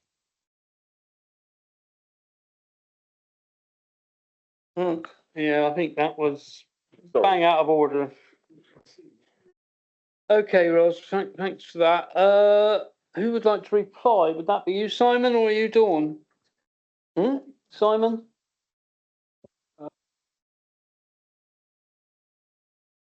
Mike's made some very sensible comments. I think in terms of the housing mix, it'd be difficult to justify why the mix of open market housing as 3-4 bedrooms isn't acceptable without any specific evidence. So whilst I appreciate what you've said, Councillor White, and clearly if you get support from the rest of the members, that could be something that could be made in a resolution, but I think it'd be difficult with any specific evidence to justify it. In terms of the car parking, I think it's always a careful balance between making sure there is enough to serve the occupiers of the dwellings and not basically over providing for, because the last thing we want is a sea of car park. Again, I can put the slide back up. The range was between 2 and 3 spaces per unit. So again, that would be in accordance with our car parking standards. So clearly each individual has different parking needs, but largely what they have provided does meet our standards. In terms of the storage, always important. Again, I think clearly there's a range of options for occupiers to have storage space actually within the house, within the loft space. The gardens are quite reasonable in most cases, so there should be sufficient space for sheds, etc. If storage becomes a problem. So again, I wouldn't suggest that would probably be a sufficient shortfall of the scheme design in order to justify a reason for refusal. But all the comments you've made are relevant. Thank you, Simon. Ros, did that answer all your questions, or have you got any more? Thank you for the comments. I think it's quite important that these comments should be heard and should be recorded, because this is just one developer, and we're going to continue to see housing with minimalist housing in many respects, and we need to perhaps expect that as part of the new local plan we might have some greater expectations on the quality of design. Thank you. Thanks, Ros. Martin D. Thank you, Mr. Chairman. The question about the footpath seems to have been answered for the time being, which is one I'm quite pleased about that. I concern about the carriage houses. Councillor Height mentioned there's 6 spaces there for 4 flats, I think. I think an allocation, how that's going to be allocated, I'd like to know if there's a specific allocation for each flat, because that's going to cause problems down the line. And if I could come to a third point, well, no, look, I'll ask those questions first if you'll let me come back, Mr. Chairman. Yep, fine. We'll ask Simon if you can give you a. Yeah, so there are two one-bed apartments, Councillor Dimmery. Each of them has 2 spaces within the Undercroft garage, and then the remaining 2 spaces would be allocated to one of the other properties set around the courtyard. And again, traditionally that's done, as and when they are sold, rented to an occupier. They have specific provision of one of those spaces. Thank you. The other question I was, if you could trigger my memory on this, where is the sewage works in this area? Is it in the village or? Can I move to a sort of question then while you're looking at that? We had an issue come before us, planning application for a large number of houses in a neighbouring village. Was it Barton St David recently? This is earlier in the year. We had one in Baltonsborough, the other end of Butley. Yeah, and Butley. Yeah. Now, I mean, my concern is I'd like to know if they're using the same sewage facility.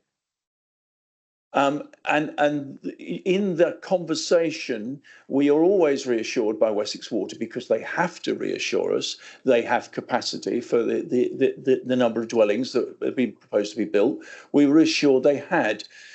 After this committee passed that last planning application, to which I'm referring, we then read in the local press that Wessex Water had discharged into the local watercourse on 2,700 hours during the previous year. And now we are waving through another application on the say-so of Wessex Water that they can handle the amount of sewage that will be produced by these houses. I think we need a discussion with Wessex Water as part of the conditions for this. Too often we face we have no statistics presented to us. Not the officer's fault. This is just, I understand it's planning law, but we can't keep waving it through. We have to ask them the questions, how they're going to cope. Thank you, Martin. I tend to agree with you there as well. It's regarding the sewage, definitely. Simon, did you want to come back on that at all? Yeah, I don't think there's any specific requirement. Yeah, there is a facility in Butley, obviously on the outskirts. Again, the vice chair's just said to me, everybody has got a right to connect, which is true. And again, in terms of the information that's provided, the applicants had a discussion with Wessex Water, and Wessex have confirmed that they should be able to cope. Okay, thank you, Simon. Next, we've got Philip. Thank you, Chair. I got 4 very quick questions. The first one was around the electric substation and overhead wires. It comes up in the papers quite a bit, but I presume that would be developers' costs. The second question, should all the affordable houses be in one place? Why have we put them in one place and not scattered them around the development? The third question was around the coach house with the flats above.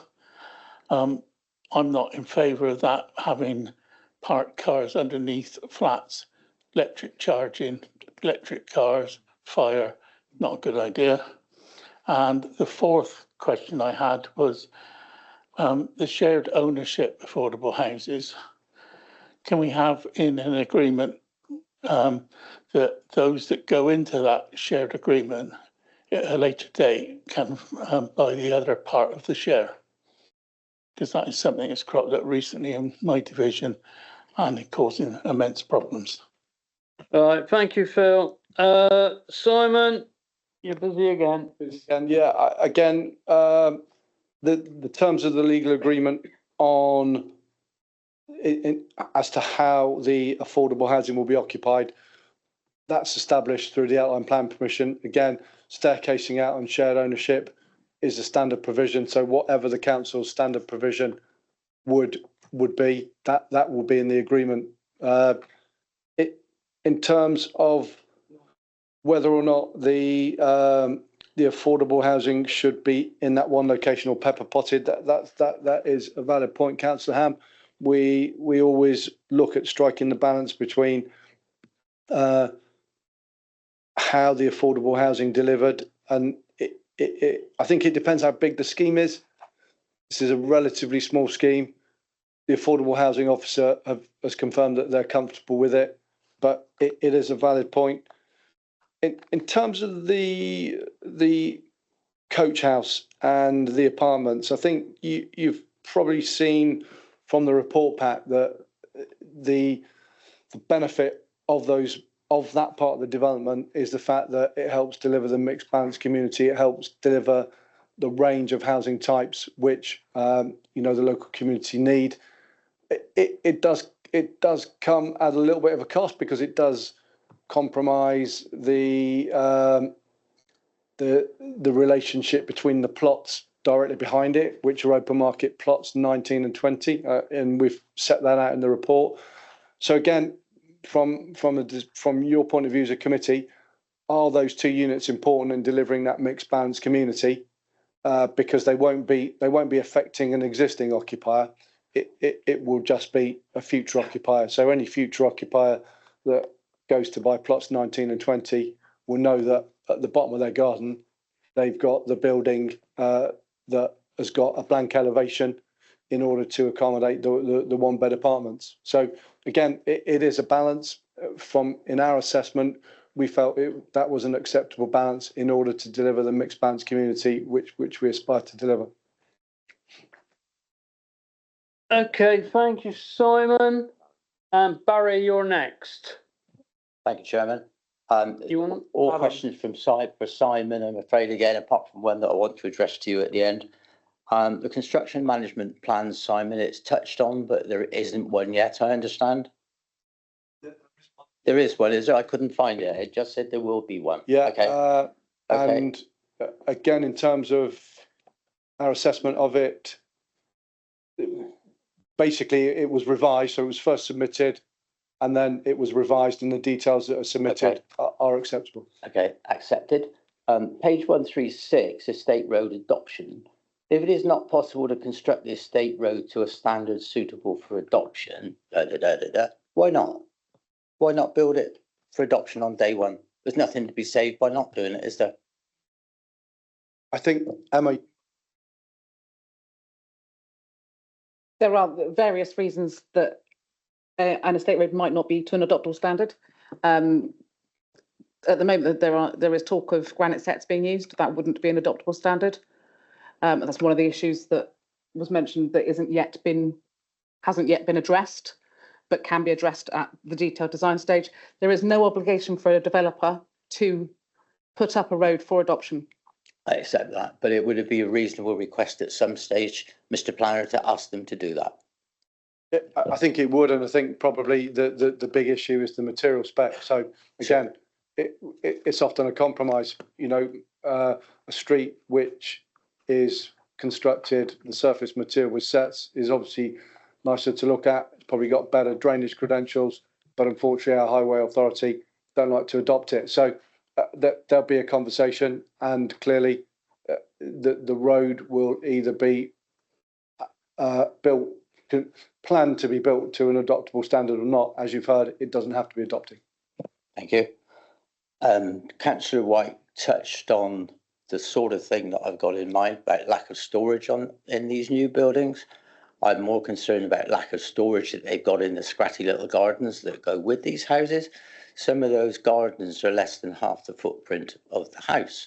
And it's a question I've asked before. Is it possible to withdraw permitted development rights to stop these things being overgrown with sheds and all the usual sort of stuff? To do that if we felt that was a requirement. Basically what it does, it doesn't mean that the future occupiers can't carry out permitted development opportunities, but what if we withdrew them, they would have to apply for planning permission. Absolutely, I understand that, Simon. Yeah. Another small, well, it might be a big issue one day. These houses generally are built for 1 in 100 rainstorm flooding. Are there specific measures that have already been taken on this site to secure the houses against this 1 in 100 storm? Again, if you look at the report pack, you'll see that the flood authority are comfortable with the proposed mitigation strategy to deal with surface water drainage. Okay. And Councillor Kay raised a point about downsizing. Wouldn't it be really nice to see some of these, as well as affordable housing, to see some bungalows in there for us older people? It'd be really, I know they're expensive to build. Well, tough. If you want to build 32 houses, some of them have got to be bungalows. And a bit superficial this. I take it all the chimneys that we see on these houses are false. They actually got really real fireplaces inside. I can look at the floor plans if you want. I expect I could as well. My last point, Chair, as a point of order, we were advised after the last meeting that the ward councillor does not speak first. I understand Councillor Scully is the ward member for this particular development. Correct, but Councillor Sully's arm was up first. So that's the way it goes. When we come to the committee, if you get your arm up first, you'll get picked first. I beg to differ, Chairman. The instructions that came to us were that the ward chair is a ward member is not allowed to speak first. It's not a question of who's got their hand up first. I think Dawn will explain to you. Thank you.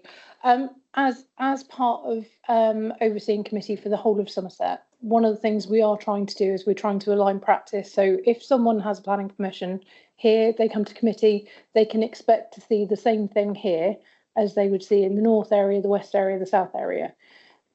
In terms of the local members' interest, if there's an application in your particular area that's before the committee, actually by taking the local members first, it potentially puts local members at risk. If you are raising concerns or if you are supporting the proposal, there could be a question over whether you were predetermined. By coming to the local members first on every single occasion, there is just a spotlight on you as the local member commenting on that application in your area. So in the other areas, the comments for the applications are taken in order of the people putting their hands up.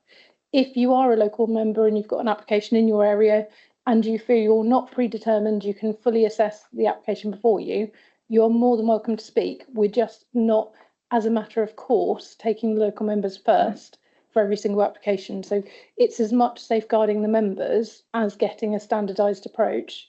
There was an email that went out to all members explaining this, and there were 2 sessions that I ran last week where if members had any questions about it, they could have come to me and spoken to me about it.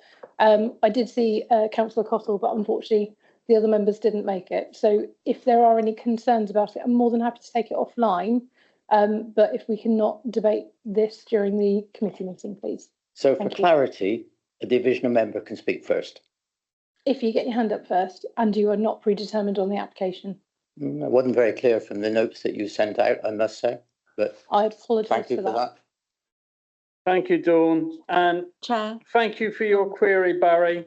Now we're getting on. We've been going for 2 hours now. Claire, you wish to come back? Point of order. It's Solly, not Scully. I have enough trouble. I have enough trouble with that. I do not want that going on record, okay?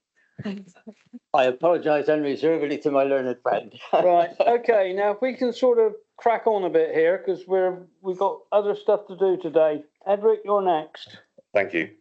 I agree with all the concerns around storage and carports. What is the point of a carport? This isn't the 1970s of British Leyland's finest, which did 50,000 miles, fell apart, and then it was a piece of rust. We don't need carports. And while we're on it, are these carports high enough to put an Audi Q7 in, or a BMW X5, or a camper van?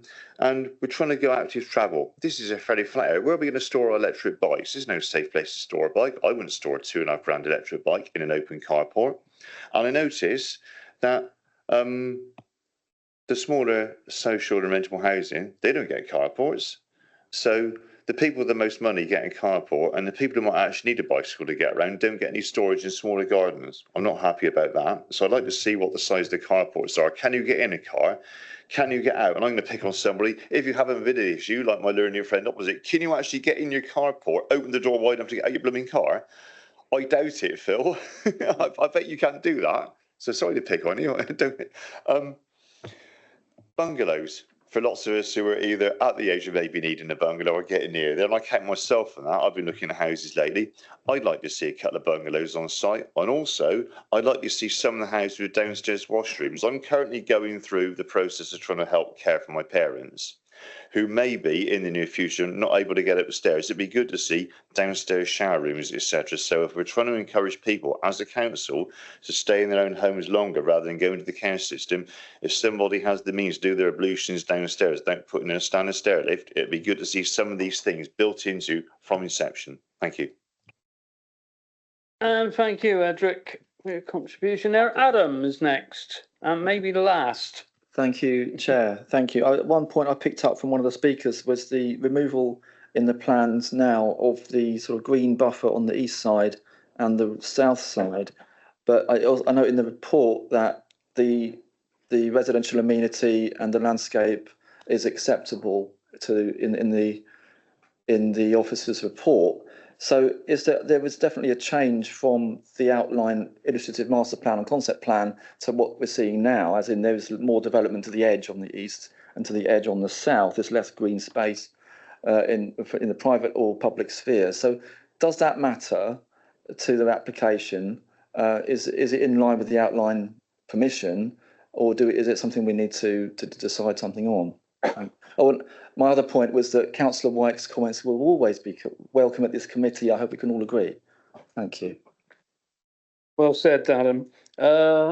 Simon, you want to come back on? Yeah, I mean, I think the point about Councillor White's comments goes without saying, really. So probably don't need to say more on that.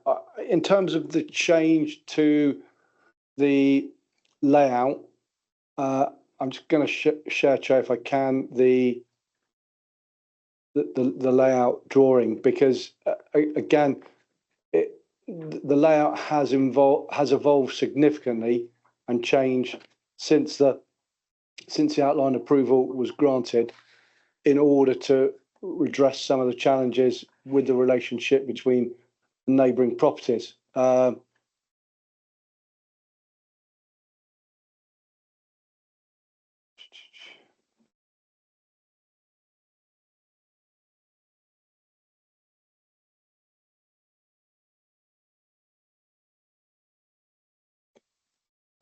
apologies, members, I've got the time lag again, but effectively the site layout does not, you are correct, show the strip along the southern boundary like it does on the northern and eastern boundary, which would effectively be part of the management plan. What we've got on the southern boundaries are properties that are orientated in a comfortable manner with the adjoining properties on Barton Road, and the one detail that is outstanding is the boundary treatment. So that will need to be agreed as part of the requirements of the conditions on the outline planning permission. So there is still a detail there to be approved, Councillor Boyden, but there's already a safeguard in terms of the outline plan permission. So we've taken that into account, and on that basis, we feel that the layout that has been arrived at and presented to you today is one that you can approve and be comfortable that it complies with your policies. Thank you. Right, thank you, Alan. Thank you, Simon. Helen, we wound up the debate as such, but you asked me to come back to you at the very end. You wanted to make a proposal, so carry on. My proposal, I don't know if I'm going to propose yet that that we accept the development, that we approve the development, given the discussions, though I am leaning that way. But what I want to do is say that should we approve the development, I'd like to add a condition. Can I do that first, or do I have to have a proposal for approval first? No, I think you're fine. I can do a condition independent of a proposal. Okay. All right. So my extra condition is that that the properties, and I'm actually having had a listen about the flats that are above the carports.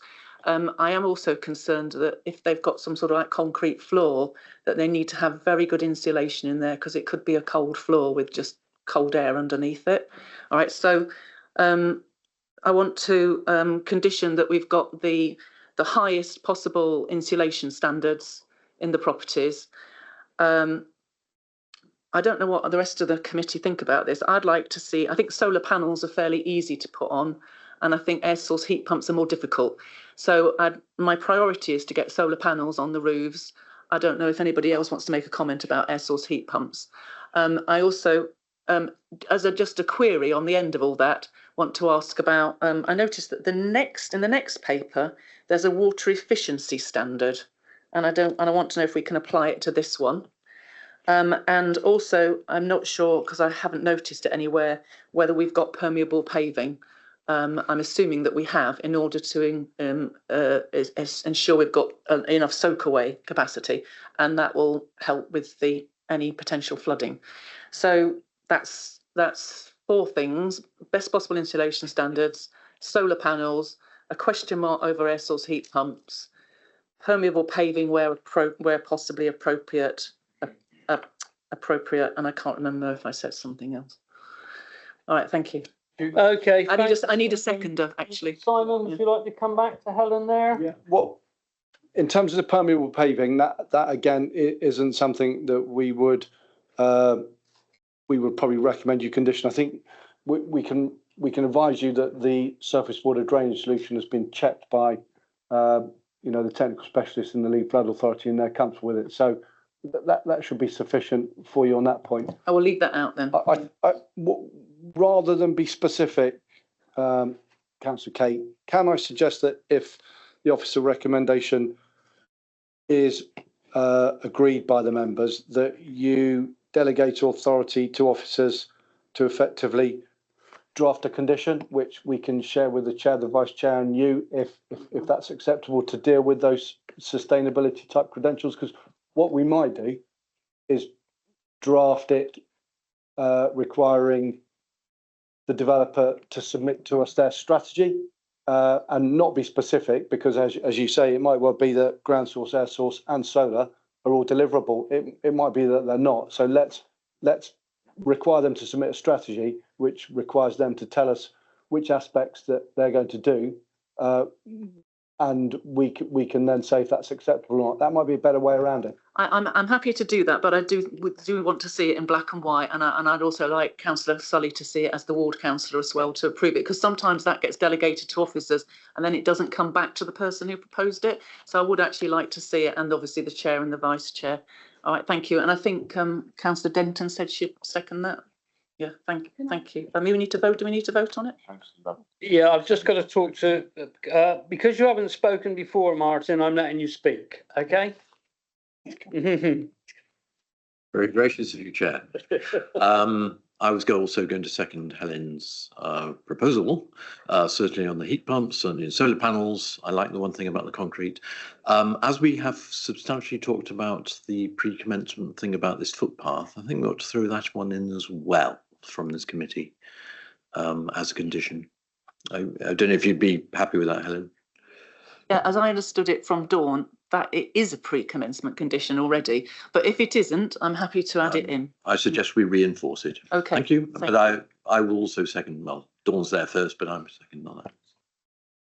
Hold on, Dawn, would you like to come back on that and confirm? Because I'm pretty sure you said it was already. It is already on the outline permission and it is already required pre-commencement, but for members' comfort, we can do a letter that basically says we are discharging the elements of that condition that relate to the approval of reserved matters, but we're not discharging the footpath because of the uncertainty in terms of delivery. So that element still remains outstanding as a pre-commencement condition. So it doesn't need to be added to this permission because that would just be doubling it up. Right, thank you, Dawn. I'm prepared to go with that. I hope that's all right. That clarifies. Okay. Did you want to say something, Claire? Could I just add, have we ever done this before? A condition where the developer has to engage with the community more effectively? No, we can't do that. So the developer doesn't have to. The developer is in the room. The developer is very aware of the conversations that are going on, and the developer is very aware of what will happen in the event that it doesn't get delivered and the questions we will be asking. And as a Section 73, it's likely to end up back at committee. So it would be probably within members' discretion in terms of what it looks like when it comes out the other end. So hopefully this is the motivation needed to get the developer and the parish council to work cohesively together to get the best outcome for the whole of the community. Sorry, may I please, Chair, just follow up the question? Do the community then have are they enabled to feed back on us how effective what their receiving end of that journey has been with the developer post this committee? In terms of the condition and the landowner is the parish council. So the parish council is in contact with the planning department on a frequent basis on a number of different applications. So we can get that communication from the parish, and it's up for the parish in terms of how they want to engage the community in those discussions. If they wish to, they can. Okay, thank you. Right, we're going to go to a vote. Helen, it's your proposal. So would you like to say what it is? I've already said what my condition is. I'll say it again, which is that we add an extra condition should the committee decide to approve the application, that we have the highest possible insulation standards, particularly on the flats above the carport, that we have, and that the other renewable energy resources, that part of it is delegated to officers to work with the developer on coming up with something which will be approved by Chair, Vice Chair, myself and Councillor Sully. That's the proposal. That's seconded. Okay, that's seconded by Dawn. So, okay, are we ready to go? Dawn here wants to come in. Apologies, we will get to the end of this, I promise. In terms of the installation standards, I'm proposing that that's wrapped up in the same condition. So it's yes, one condition in terms of sustainability approach for the site in terms of renewables, installation, etc. Yeah. Wording of which will be shared and agreed ahead of time. But the officers have heard what our concerns are, and I believe, and also others have mentioned the same concerns. Yeah. Just to be clear, members, what we'll do is that we'll draft a standard condition and we'll share with you first. What that will do is require the developer to submit to us their strategy. So first of all, again, we don't have a recommendation to move the officer recommendation yet. So obviously, if there isn't a recommendation to do that, we would add your condition, which will be for the developer, which will require the developer to submit to the council a strategy to say how they're going to achieve those objectives.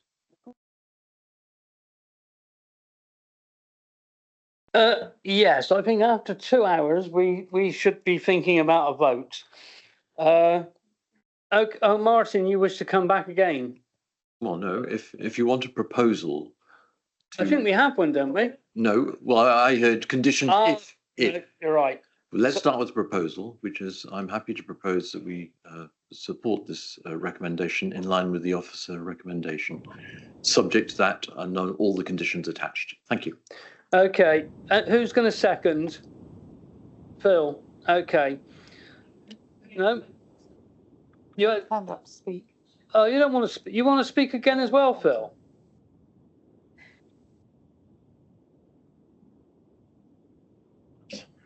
There's been so much dissatisfaction going around on different subjects.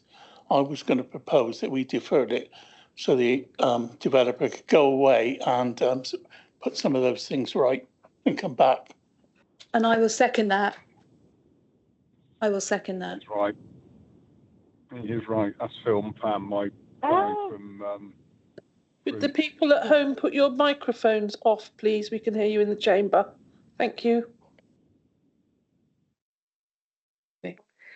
Yeah, Chair, if I'm speaking correctly, before the proposal that Phil and Councillor Sully are proposing, there was one proposal before that, and that was a proposal put by Councillor Martin Lovell and I believe seconded by Dawn Denton.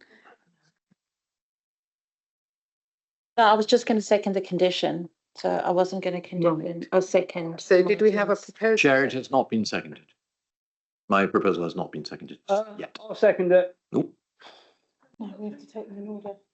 So that proposal then has to be voted on before we can consider Councillor Ham's proposal for a deferment.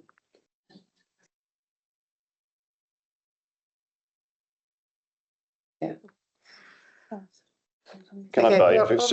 On the basis that Councillor Lovell's proposal appears not to have been seconded, I apologise. I misunderstood what Councillor Denton was seconding.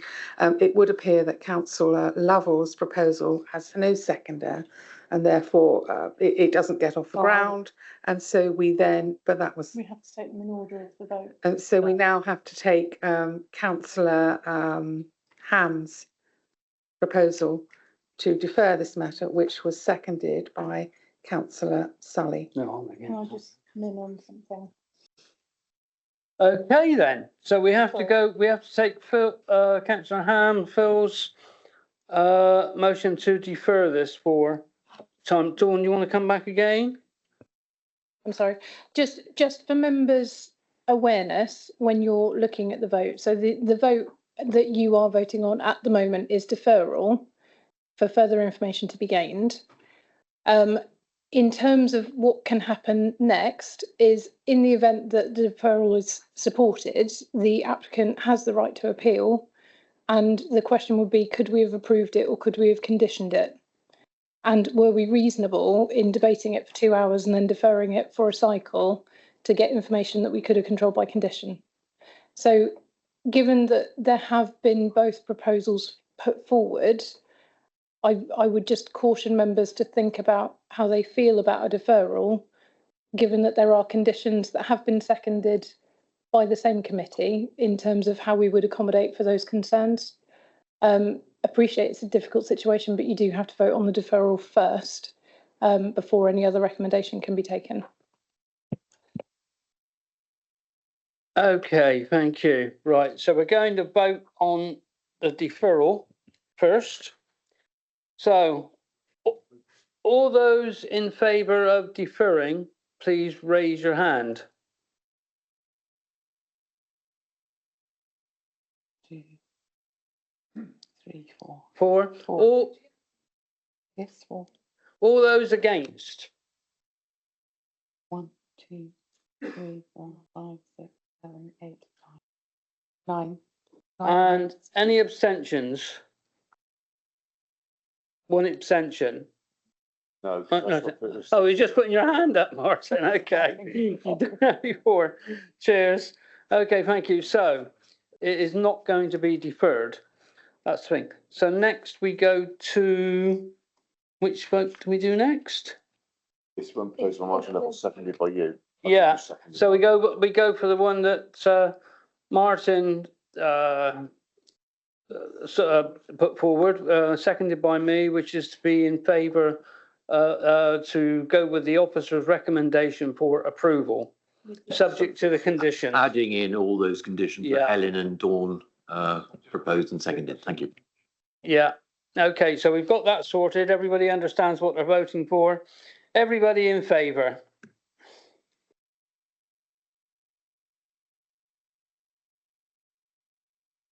Seven in favour, Chair. Thank you. Those against? 3. 3 against. 3 against. And any abstentions? 1, 2, 3. 3 abstentions. 3 abstentions. So the motion is carried. The House is it's gone through. Yeah, 7-13. 7-3-3. 7-3-3, Yeah. Helen. Okay, so that one is approved. Thank you. Yeah, I'm thinking now we've left it, yeah, it's 4:15. We better have a 10-minute break. And let's just make it 10 minutes, okay? No stragglers.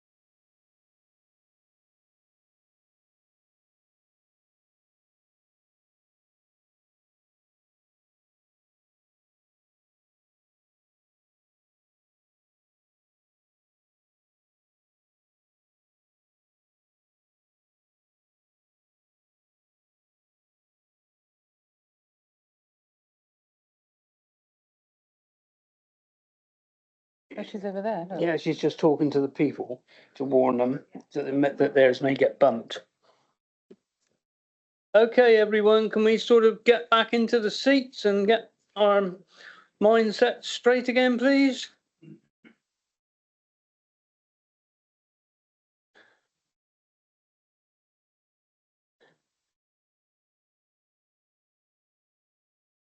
Okay, Helen's back in place. We can get started. Thank you. So we're now going to move on to number, where are we to? It's land at Pear Tree Farm, Glastonbury, which I am personally the ward councillor for.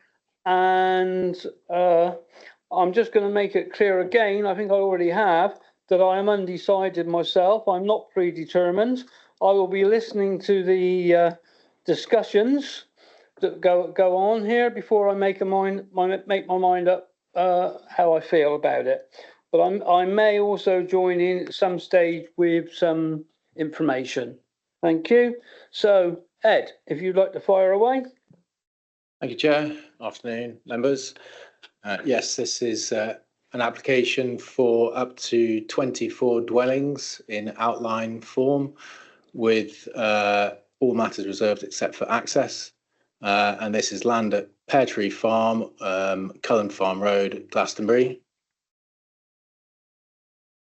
This shows the location plan of the site, which includes the access going through the recently completed or almost completed Cullen Farm Road, Elan Homes development back to Old Wells Road, which is where the adopted public highway currently is. So the highway going through that new development isn't yet adopted. That's why the location plan goes all the way back there.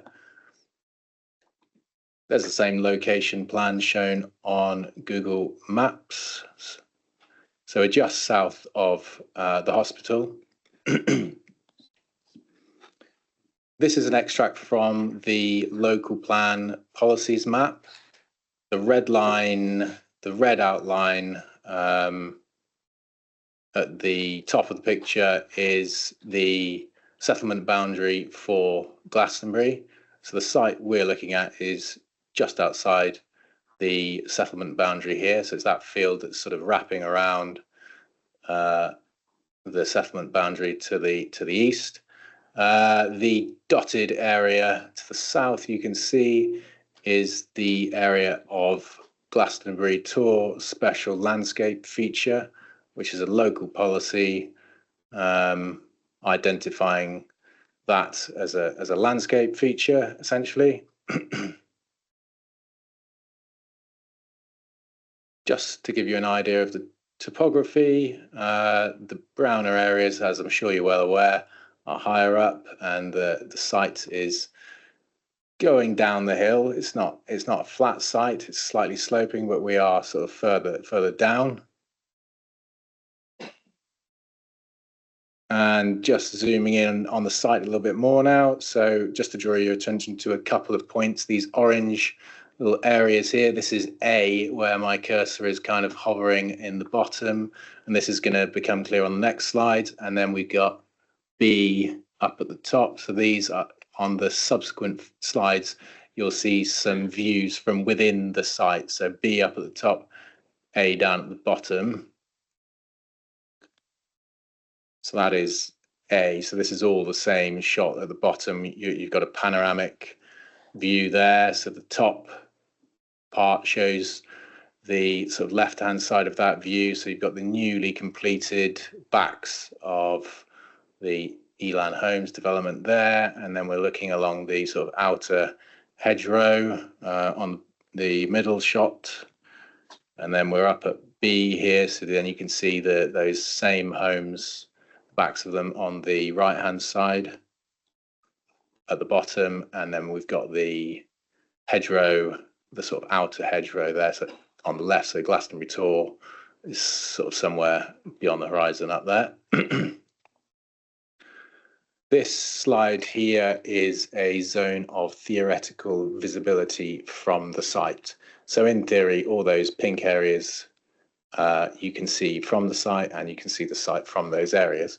But also I'd like to draw your attention to the yellow dots. So we've got up in this sort of insert on the right, we've got 3. These are views 1, 2, and 3, which I'm going to show you on subsequent slides. And then we've got some further shots, which are a little bit further out, culminating in view 8. Sorry, it's a bit small, but basically the next slides are going to show you some more views of the site, closer in and then further away.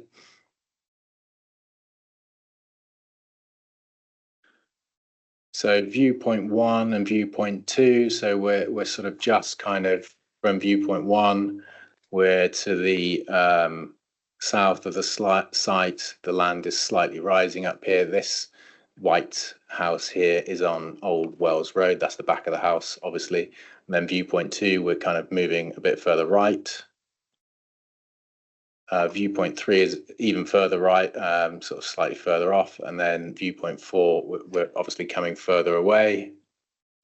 And we're sort of moving up the hill now. So you can see, for a point of reference, the red kind of colours there, that's the Elan Homes development. And the site is, the extent of the site is shown in this black bar at the top. So, you know, it's in that area there, but in the foreground. And then we're going further up the hill here. And again, you've got the red orange colour there, the existing Elan Homes development, and the site would be foreground. And then we're viewpoints 7 and 8 now, so we're quite far off, but you can see the site from here, glimpsed views, basically, I would call those. This is an indicative layout of the site. So the site would connect in to the existing estate road that's recently completed, bend around the corner. This is indicative though, so you know, this is a possible way for the site to be laid out, not a definitive way. And then you've got, this is showing some trees, that's what that's showing in the middle, and the houses obviously in brown. We do have on this plan, you can see some existing footpaths. So the light green there is a footpath which goes through a fairly narrow gap onto Old Wells Road, and then comes along slightly off shot there, off screen there, and then comes along just inside the hedge before it comes back through the, again, a gap in the hedge there. This slide is orientated north to the left, so slightly confusingly, and it's the drainage layout, but I just wanted to put that on there to show. So it's not that clear, I'm afraid, but the light blue arrows there are basically pointing in a direction, and they're pointing as my cursor is going now. So that's showing the general flow of surface water would be going up towards a suds feature in the corner there. So that's the sort of direction of travel going up that way. So essentially away from this existing development.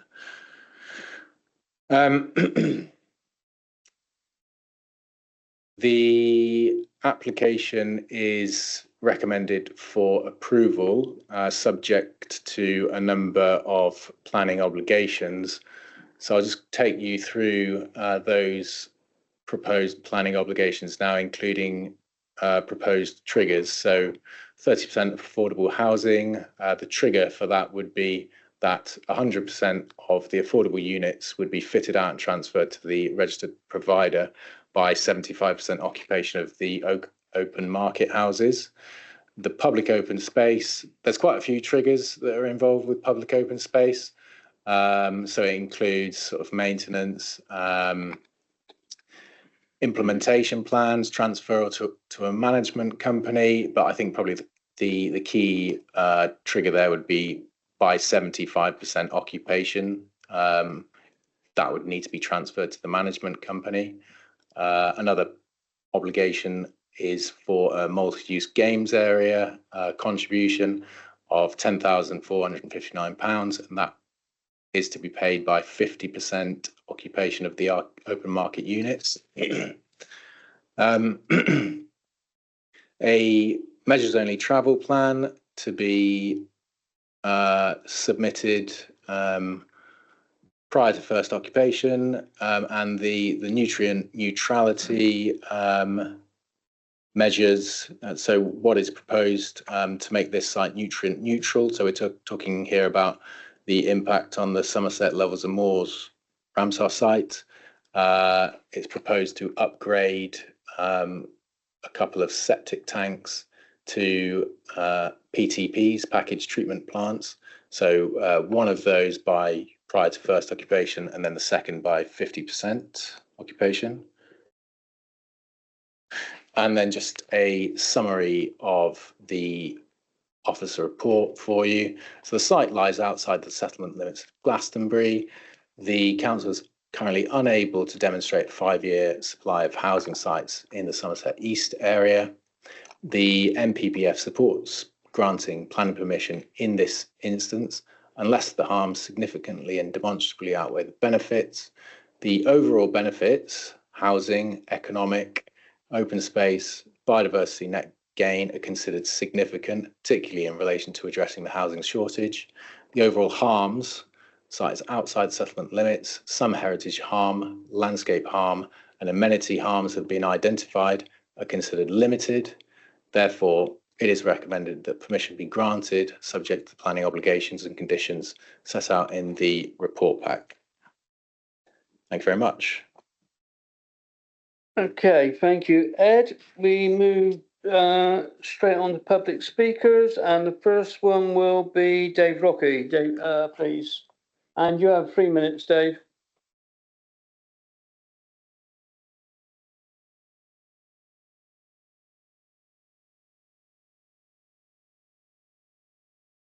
Mr. Chairman, councillors, with your experience, you will be conversant with the Town and Country Planning Act 1990 as amended, that requires local planning authorities to determine all planning applications in accordance with the development plan. I suggest the application before you is ill-conceived. A development of greenfield land in open countryside outside the development limits of Glastonbury, and plainly in direct conflict with the adopted local plan. The applicant even acknowledges in their application the proposal represents an adverse impact and is in direct conflict with the development plan. The application singly fails to present any compelling material reason why the policies in the adopted local plan should be flagrantly disregarded. The council have inherited a situation where there is a shortfall in the 5-year supply of housing land, partly due to the onerous need of applicants to demonstrate a nutrient neutrality, and partly due, I suggest, to constraints of the depression in the nationwide housing market we've experienced. But this does not constitute good reason or justification for a bad planning decision, allowing yet further encroachment into greenfield open countryside, contrary to the development plan policies. Just such reason influenced consent for the adjacent Elan Homes estate, which is already an encroachment into the open countryside outside development limits, as defined in the local plan, and is not a reason to be repeated. Our generation holds the countryside in trust for the benefit of those who come after us. The application seeks approval for the highway access and design, and I believe this is one of the worst proposed estate road designs I have seen in my years as an ex-local government engineer and surveyor. It induces an unnecessary doubling in travel distance by taking vehicles up through the existing estate road to the top of the hill, only to take them back down again, just like the Grand Old Duke of York, but with the waste of fuel and energy, whilst increasing carbon emissions, so detrimental to the environment. However, it must surely establish the worth of the applicant's claim of a commitment to a development which conserves resources and minimises emissions. It is also noteworthy the Somerset Council Waste Services also raised concerns and are not convinced by a swept path analysis, which for a refuse vehicle 10.4 metres in length clearly overhangs the footpath, the hairpin at the northernmost part of the site. Bellamy Transport Consultancy were commissioned by the applicant in an attempt to give some credence to this substandard road design. We'll have to hurry you up, Dave. I'm afraid your 3 minutes are up. Right. Or it's going to ask. The site is, there's not a foul sewer available to drain by gravity. And therefore, the sewage is drained by gravity to the bottom part of the site before being pumped up to the top of the site and then drained down again by gravity. And of course, in the Wessex Water, I doubt will adopt this pumping station because of septicity and low flow and long retention. And furthermore, the Glastonbury Council object to this application. I strongly request you to use your prerogative, councillors, and refuse this bad application. Thank you, Chair. Thank you, Councillor. Right, thank you, Dave. Okay, next we have Susanna Mitchell, who will be online, or Michelle, I'm not sure. She might have had to leave. Let me just see if she's there back yet.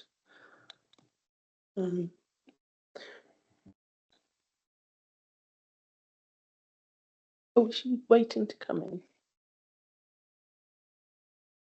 Are you there, Susanna? Oh, yes, she's just waiting. I'll just admit her. She should be there. Susanna, are you there?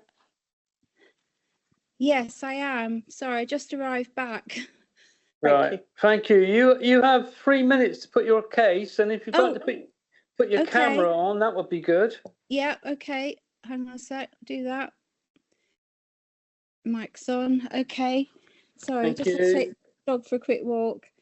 Okay, I'd like to make the following points. The development would be a further sort of creep into the area which is outside the planning envelope for the town and is not on the neighbourhood plan. Town would be losing a significant area for wildlife and birds. There are hedgehogs in this area, an endangered species, deer, foxes, and a wide range of native birds there. We'd lose hedging and trees for the small birds and the mammals to nest in. And the site infringes onto much needed farmland and green space and would be viewable from the Tor, which I believe is not a good thing at all. From a flooding point of view, it would also present further flooding issues in the area of Brindham Lane and Wick Lane, which also struggle at the moment to cope with the increased rainfall that we have at the moment. And the houses on Cullen Farm Road, which back onto that land, our gardens get pretty bogged down and our patios flooded when it rains a lot, and already the rain just doesn't have enough places to go. So it would also cause that to be more of a problem. Cullen Farm Road and Uppingstock Road, they're just not suitable for increased traffic. They're not wide enough or built for that. The potential for a further 48 plus cars, plus delivery and building vehicles, I feel would be unsustainable and actually dangerous. And from a more personal point of view as well, the noise and pollution, Cullen Farm Road and Uppingstock Road residents during the building and after would mean a severe loss of quality of life. Many of us have moved there to retire in peace and tranquility for the edge of town living. I'm personally autistic and I moved out of town to be in a quieter area. And I know that some residents are night workers and need the quiet to sleep during the day. So all in all, I really object to this proposal for development. Thank you. Okay, thank you very much for your contribution there, Susanna. If you'd like to turn off your camera and you can stay and listen to us if you like. Okay, I will. Thank you. Yeah. Okay, the next person is Matt Williams, please. You have 3 minutes, Matt.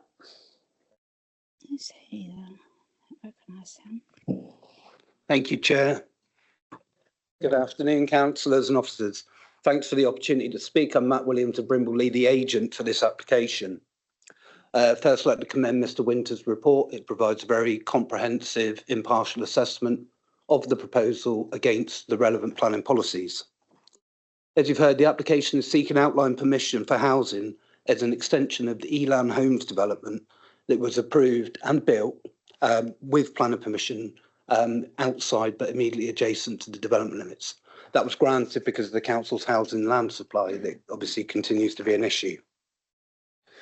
This proposal has been the subject of extensive pre-application discussions, which applicants are encouraged to do by the council, and that involved Mr. Winter and all the relevant council departments, and they've all confirmed no objection, subject conditions and or Section 106 obligations.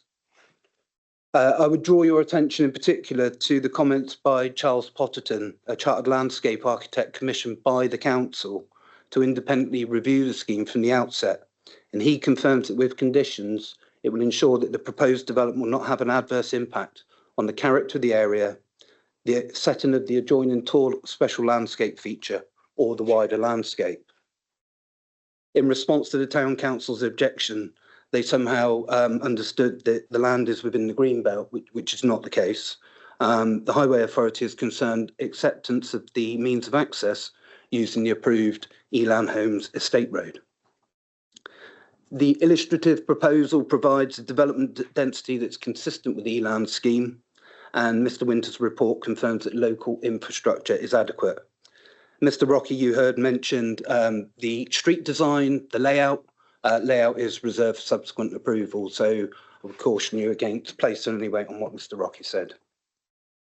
I confirm that we accept the comprehensive package conditions and 106 obligations recommended by Mr. Winter to mitigate the impact of development.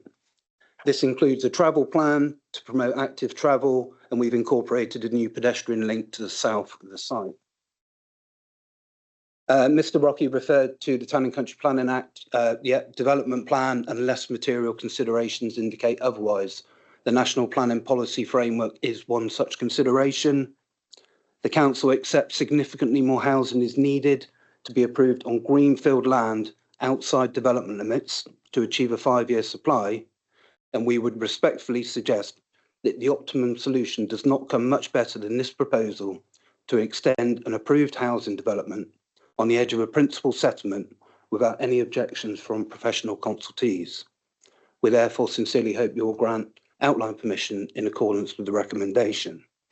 Just briefly on ecology, council's ecology team are satisfied that all avoidance and mitigation measures have been taken, biodiversity net gain will be achieved, and also the local lead flood authority have accepted the drainage scheme that has been presented with the illustrative layout. Thank you very much, Chairman. Okay, thank you, Matt. You were there. Okay, I think Matt was our last public speaker. So we're going to move to the committee. So who would like to put their hand up first, please? I'm looking. Dawn. You put your arm up. And Helen. Thank you very much. I'm very aware that on this committee we turned down a lighting request from Millfield School in the past because of the concern of the tour. And I'm just concerned that this is creeping closer and closer to something that is a heritage site. It is unique, and that's one of my concerns. And also, I understand the housing supply, but what is the point then of a neighbourhood plan if we're just going to say, well, in this case, it's acceptable to ignore it? Thank you, Dawn. Ed, would you like to come back on that, please? Wherever you are, I can't see where you are. On the end. And you're on the end. Can I come back on the lighting question? after we've had a question. Yeah, there Come was back on that, but if the- you On the local plan question, if you reminded, if you remember, you spoke to me about the fact of the visibility from the tour. yeah, so in terms of visibility from the tour, if you stand in the sort of very northeastern corner, you can see the top of St Michael's Church on top of Glastonbury Tor. So if you were standing on the top of Glastonbury Tor at the foot of St Michael's Church, you wouldn't be able to see this site. Obviously, with lighting, street lights, that sort of thing, you know, you're potentially going to get a bit of glow. I think this application is probably quite different to the application you're referring to, which was obviously, we were talking about sports courts there, which when they tend to be downlit, that's a very different impact to the type of development that we're talking about at the moment, and obviously completely different direction from Glastonbury Tor as well. The reason why I wanted to come back is I just wanted to just check what the situation was in relation to conditions on lighting. In terms of the development plan, it is acknowledged in the officer report that this application is considered contrary to the development plan. Obviously, it is our duty to determine applications in accordance with the development plan unless material considerations indicate otherwise. One of those, as Mr. Williams pointed out, is the NPPF, and the NPPF sets out a specific response in situations where there's a housing shortage like we have currently here in the Somerset East area. And what that says is unless the harms significantly and demonstrably outweigh the benefits, the application should be approved. So what the officer report has done is made that assessment, and in the opinion put forward in the officer report, the harms are not considered to significantly and demonstrably outweigh the benefits. Okay, thank you, Ed. Helen, I can see that you're getting revved up there, so your turn. Not really, I'm a bit tired actually. I've said this before and I'm going to say it again, which is about how we define sustainable development. I mean, to me, this is on the edge of town, and I'll admit I haven't been to the site, but I spent quite a lot of time last night on Street View, and I also went back into town along the A39 and came back out again on the little lane. And it feels to me like it's quite a long way out of town. And I looked at the accessibility stuff that Ed has written on page 175, and basically no one's going to walk. It's 26 minutes to the secondary school, 35 minutes to the infant school, 50 minutes to the biggest superstore, 35 minutes to the town centre, etc. That's if someone's walking quite fast. Cycling, slightly better. I wish more people did cycle, and you've got the lane, the nice Old Wells Road there to all go down, but not that many people do cycle. So it's basically going to be car dependent. So going back to my point about sustainability, this is not a sustainable development. And there is a bus stop further north near the hospital. So I don't think we can conclude that in transport terms, this is a sustainable development. So that's my first thing. I want to thank Ed, because I think actually you've set this out very clearly in the report. It's a very clear report. Some reports are very verbose, but this is actually a very clear report.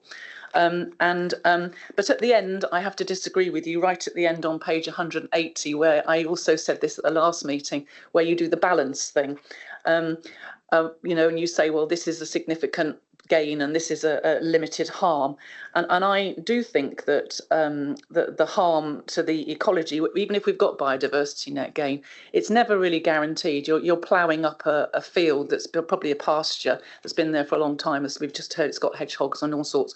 And you're saying, oh, well, it's all right, we can just plant some grasses, you know, and we're going to get biodiversity net gain. It's going to take a long time to get that net gain if we actually get it as planned. And so to me, it feels like, and also what hasn't been identified at all is the harm of the extra traffic on the roads. That's not listed in your harms. So the extra traffic on the road is going to be, it's going to be difficult, all the traffic is going to have to go north to the roundabout where it links with the A39. None of the traffic is going, well, if they try and use the Old Wells Road, they're going to have a problem because it's almost single track in places. And I understand that it's too difficult for even a bus to go down there. No buses go up and down north and south down the Old Wells Road. They go to the hospital, but then they loop back round and go onto the A39. So I think that it's going to put a lot of extra traffic on the road. It's going to add a lot of extra carbon emissions. And again, the other people on the committee may still think that that is a harm that's worth swallowing because we get the benefit of the extra houses. But I am very concerned about this planning balance in this one. Thank you.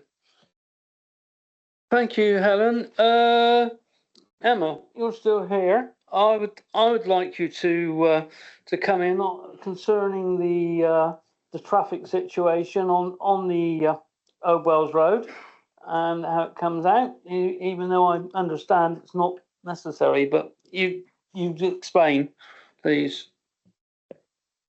Thank you, Mr. Chairman. Yeah, the application is for 24 houses.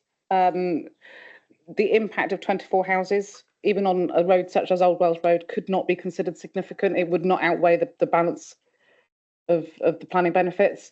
That's kind of the bottom line, really, is that it wouldn't be able to be considered significant harm. Can I just ask, is that something that an appeal inspector is likely to agree with you on that? Because, I mean, to me, I do think that's a judgment call, and my judgment might be different from yours, but I'm just wondering about the judgment of an appeal inspector as well. Yeah. I would probably totally agree with you that yes, it is a judgment, but it's a judgment from professional experience, and I do honestly believe that an inspector would agree with me. Okay, there you go, Helen. You have your answer on that one. Simon. Yeah, it was just the same members. The existing Elan Home scheme, which this proposal is linked to, the council refused planning permission back in 2013, I think it was, when again the council didn't have a 5-year land supply, and the applicant took it to appeal, and the appeal inspector granted permission. So again, that scheme, I think in total was for 39 houses, so more than is proposed here. So to give you a guide, an appeal inspector felt that the traffic generated by that development was not harmful because he or she ended up recommending that plan permission should be granted. Thank you, Simon. And there you are, Helen. You have a bit extra on top. Roz, you're next, I think. Thank you. 2 questions. You mentioned that the site can't be seen from the top of the Tor. The majority of the population actually look at the Tor, not from the top, but from surrounding countryside, and therefore the encroachment, I think, is visible, and I wondered if we've got any understanding of that visibility from public footpaths and whatever.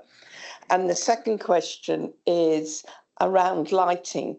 Given this is getting increasingly nearer to the Tor, and as most people look down, and if you look out from the Mendip Hills and other places where the Tor is very, very obvious, I'm wondering about lighting. Are we going to insist on street lighting on this estate? And are we going to do anything to actually reduce the glow? Because the glow from Street and Glastonbury is increasingly noticeable. And if you see the photographs from the Mendip Hills of 5 years ago, 10 years ago, and now Street and Glastonbury, especially with LED lights, is significantly impacting the night sky. And so could we do something about lighting on the estate if we are going to accept this application? But I'm more interested in how visible is it from public places looking at the Tor. Thank you, Rose. Ed? Thank you, Chair. Yeah, thank you, Councillor White.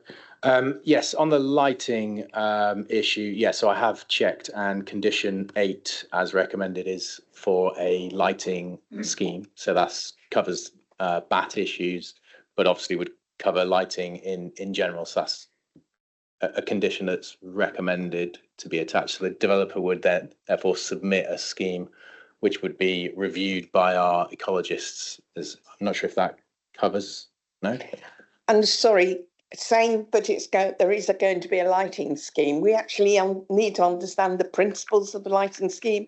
It's not just about bats, it's about the contribution to the night sky in an area which is already has significant lighting. And the government, I believe some years ago, removed the requirement for developers to automatically put street lighting in. And I'm just asking whether or not we could actually make it a condition, if we do approve this, that there isn't street lighting.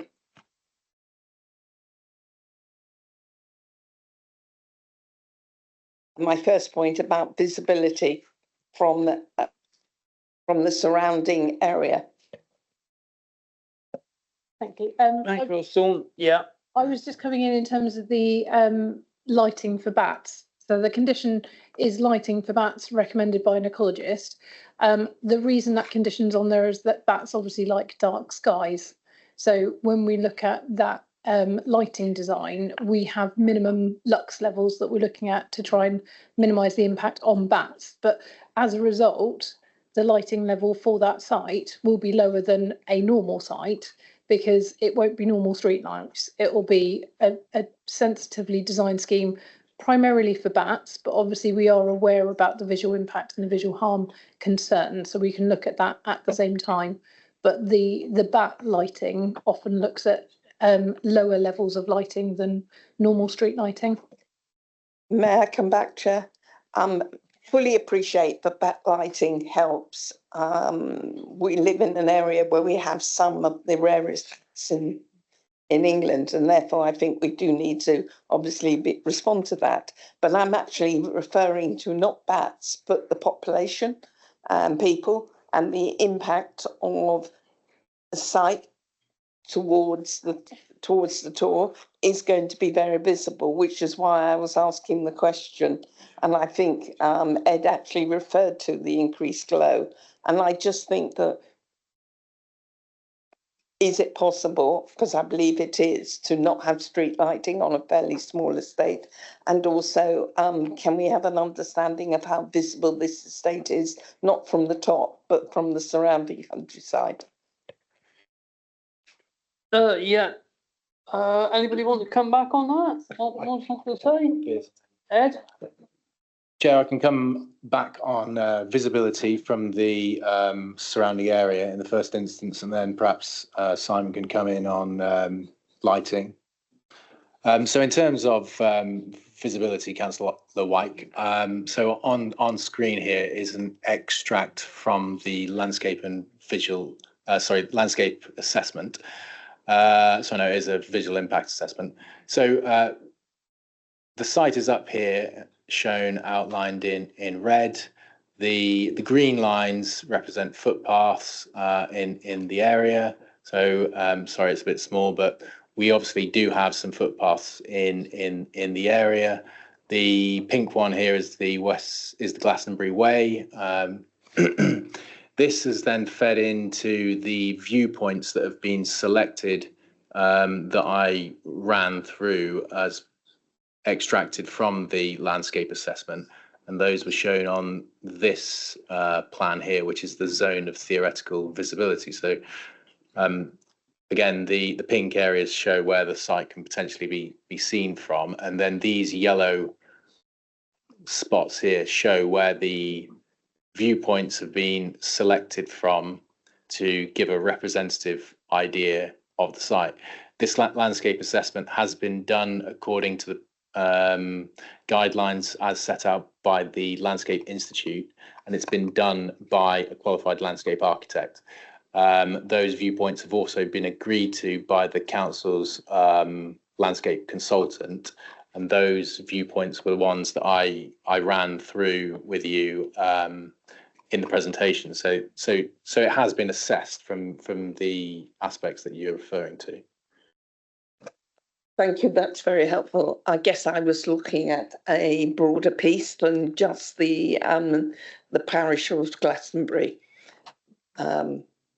as we know, tall view, which is the description of, I don't know how many hundreds of houses in this part of the world, is quite significant, but the Tor does stand out, and it's very, very visible to the north, and where we have the Mendip Hills, and you're looking down onto Glastonbury. But thank you for that. Yeah, thank you, Ros. Adam, you've got your name down? Okay, thank you, Chair. Hi, just a question about there's a footpath runs through it, doesn't it? And I see there's an order or an application to divert the right of way. Does the planning permission, obviously it requires that to be implemented? Is there any way of conditioning that, or does it not relate to is there something that the condition could secure or require before the development commences, or is that a completely separate process? It seems to have been instigated before the application's obviously been given permission. And I've got another question as well. Does anybody wish to answer that, Ed? Thank you, Chair. Yeah, so that footpath has already been diverted officially, and that was done as part of the Elan Homes scheme. It hasn't yet been fully implemented, and that is, as you suggested, a separate process. It hasn't fully happened yet. It's separate to the planning process yet, but the diverted footpath essentially runs around the edge of the site, whereas the previous one went across. So, yeah. I see. Okay, thank you. And the next question is the site used for recreation in any way? Is it identified as green space in any way at all? I'm assuming not, because it's not referred to in your... No, it's just agricultural land. It's got a footpath running through it, so it's got that recreational aspect, but it's not a site that's identified in the local plan as open green space. Okay, thank you. I mean, for me, this comes down to, I think, landscape impact, and it seems to me that it's just about below the level at which we could say there is an overwhelming negative impact. It's not, unless people disagree on the committee, it comes down to whether there's an impact that's significant and demonstrably outweighs the benefits, because there are benefits. We can't demonstrate housing supply. So is the landscape harm that bad so we can refuse it on that basis? Doesn't look to me like it is, but what do we feel? Because otherwise I think we probably won't want to, but we've got to give this permission. Thank you, Adam. I don't think you need to come back on that particular issue, but I think I'd like to point out a few things as the area councillor, and also I'm doing my best to stay extremely open-minded. The things that have been pointed out here are all very true, but you have to remember that this is in all terms is an extension to an estate that is already there, which was granted by the inspector. Am I right? 5 years ago, 6 years ago, something like that, Simon? The outline was, and then as a committee, you agreed the result. Yeah, I thought that was how it worked. So I think we need to take that into consideration. There's quite a lot of houses already on the Elam estate. They have not been the most brilliant of developers, I'm sorry to say, on certain aspects, and upset neighbours. But we also have another little estate across the road at Watts Corner. So it's very difficult. If you haven't been there and visited, you won't understand that well from the pictures, I don't think, just exactly where they're positioned. It's like just an extension onto a little estate that is already there. Well, no, it's not that little. I can't remember how many houses the Elam estate is. So it's worth, you've got to take it in a thing. And it is not, I don't believe it's visible from the tour. That's what we said already, isn't it, Ed?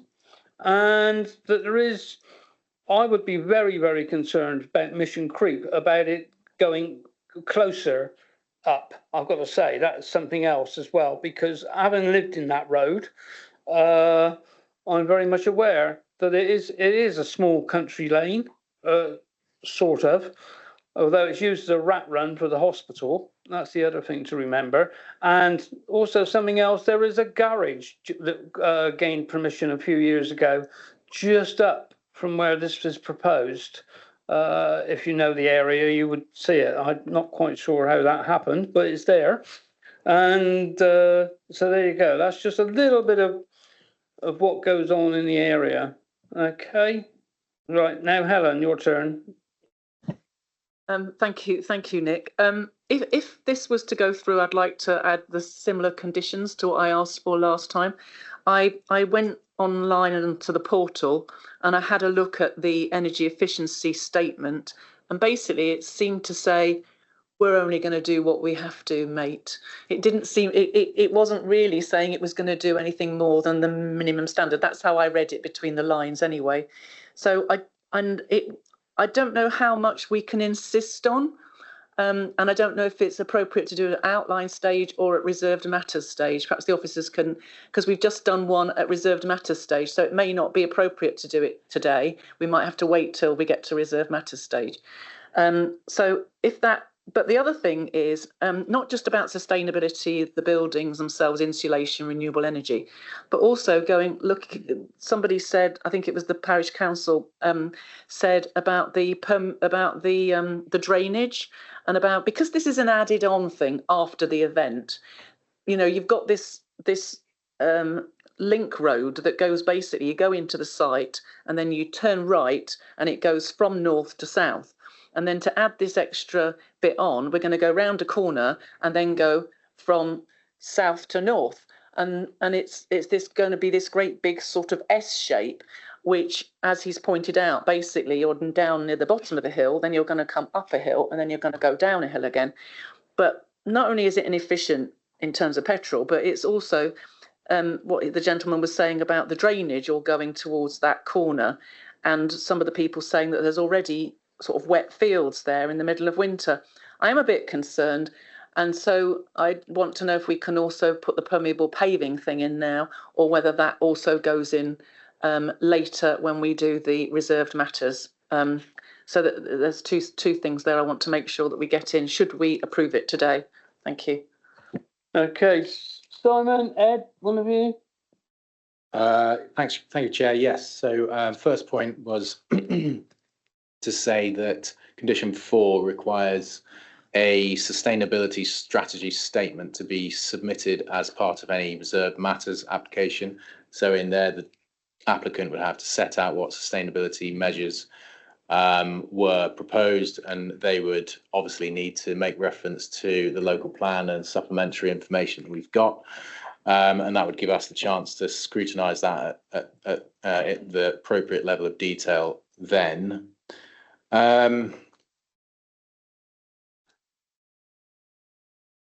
In terms of the permeable paving, so condition 6, hard and soft landscaping, includes a requirement for surfacing materials. So again, we'd be able to scrutinise the detail of that. As part of that, that's to be submitted with the reserved matters as well. And on the point about the layout, I mean, I think as a planner, it is what it is. I mean, it's, if you were to look at the whole site afresh from the word go and you were at a local plan situation, you may not come out with the layout that's being proposed. You could probably come up with something better from the word go, but we are in the situation we are in. And, you know, this kind of thing, which perhaps isn't perfect, comes forward, and that's what it's, I think that's just the situation that we're in, really. Chair, can I just quickly come back?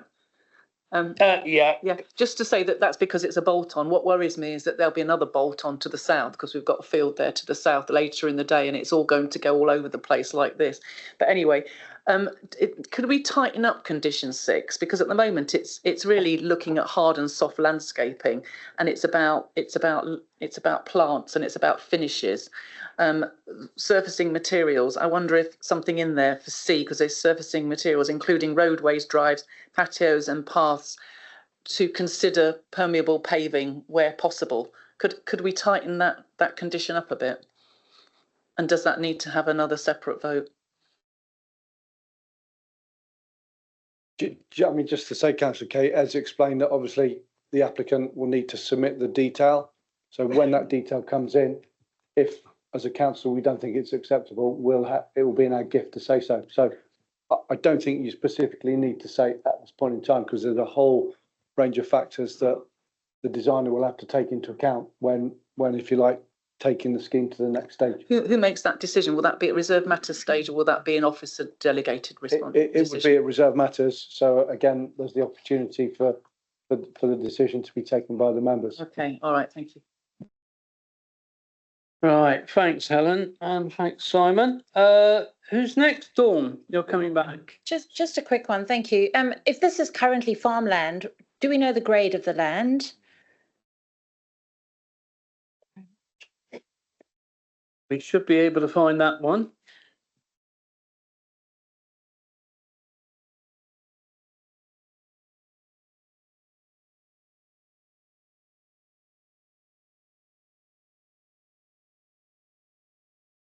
I did see, but I wasn't sure if I can't remember if it was on this application, but there was something about. It should actually be in your pack there somewhere. Yeah, I think. no, and I can't find it, but I remember reading, but I wasn't sure if it was this application. There was 4, but there was 3B. But I can't remember if it was on this application or if it's been clear on this application. What we'll do, we'll take Martin D's question and then come back to you after hunting for it. Yeah, Mr. Chairman, I'm kind of agreeing with you. You'll be pleased to know. In a sense, this is a difficult one. I think we've already, a planning commission has been granted, whether we liked it or not previously, on this land. It's an extension of that estate, and therefore there's a logic to actually building here. But at the same time, we ought to be safeguarding against the encroachment the other way, getting further and further away from the Tor as well. Are there any, if this were to be granted, are there any guarantees that we can do that within the local plan in future, ring fence that land as rural? Dawn, you look like you're eager, or Simon who wants to make a. I mean, effectively, Councillor Dimery, each application is assessed on its merits. So any further applications that come in to undertake development in and around the site will be able to assess on their merits. For your information, the applicant at the pre-application stage wanted a larger development area, the field closer to the Tor, and at that point in time we suggested that because that would deliver an unacceptable relationship with the Tor, we couldn't support a scheme that included that field beyond the application site. So again, we've already, if you like, indicated what our view would be as officers to them about extending the development footprint further. Thanks for that, Simon. Thank you for that. I would also like to say, Martin, because we came to the same thing there, because it's the emission creep along Brindham Wick Lane that is also would be a concern. Definitely. Who's Ros? Ros. Thank you. Just looking at the map in front of us, I'm very aware that at the moment we've got a fairly green area to one part of the site. And every time we agree something, we are having this mission creep. And I know it's a judgment. I know it's a judgment against what is a difficulty over availability of the land supply. But I do question this. This is a national monument. This is an area where we do need to protect. And I just feel that, is this a step too far?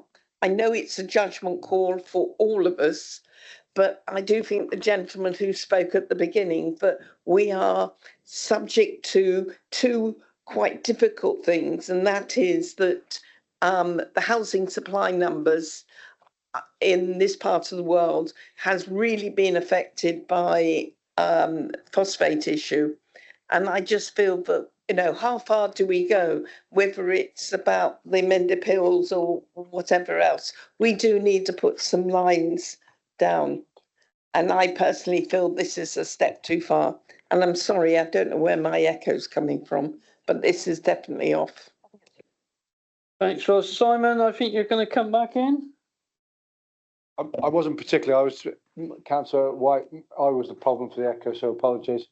I think you've summarised it quite well, and almost Councillor Boyden did as well, and I think that's the decision that you've got to come to. We've obviously completed that balance, and we've felt that it was acceptable, and that's probably what you need to now do in determining whether or not you can support the officer recommendation.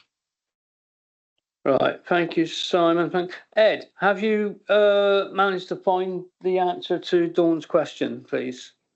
Yes, Chair. It's 3B, so it's not best and most versatile in MPPF terms. And yeah, just to add to the points in terms of sort of creep and the sensitivity of this landscape, I think this application, that is something that we've been alive to, and I think it's sort of on the cusp, if you like. As Simon stated, you know, the applicant did come in for pre-app, and it did include the field to the south on the plan there, and we advised that that would not be acceptable due to landscape impacts and impact on the Tor. We did also receive comments from the council's conservation officer that while what is proposed now is acceptable, anything further would give rise to concern. So I think that's the sort of situation where we're in the view of officers. You know, this is probably about as far as we would see acceptable development coming in terms of east direction and south direction. We haven't said anything about other directions, but that perhaps just hopefully gives you a bit more of a flavour about thinking that was had by officers in the course of this application. Okay, thank you, Ed. Anybody else for any more quickly? Yeah. Okay, Helen. I see that condition 8, you've got lighting and bats, and we're going to have bat-friendly lighting, so it's not going to be too bright. However, once the properties are sold and people get in and they might feel unsafe and their back gardens, people coming over, especially those facing east into the countryside, might decide to have big floodlights that go on when things move around in their garden. Is there any way we can sort of put something in to stop that happening, or is that up to the individual choice once someone's bought the property? Okay, thanks, Helen. Ed? Yeah, so the condition runs with the land. It doesn't apply just to the applicant.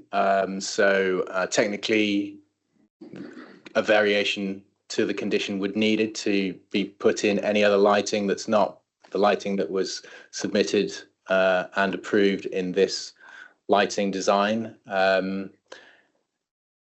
It's perhaps a more difficult one to enforce, you know, with people putting in their little security lights and whatnot. I don't know, I guess we've got to take a balanced view on that kind of thing. Right, thank you for that. Thank you for that. And Phil. Thank you, Chair.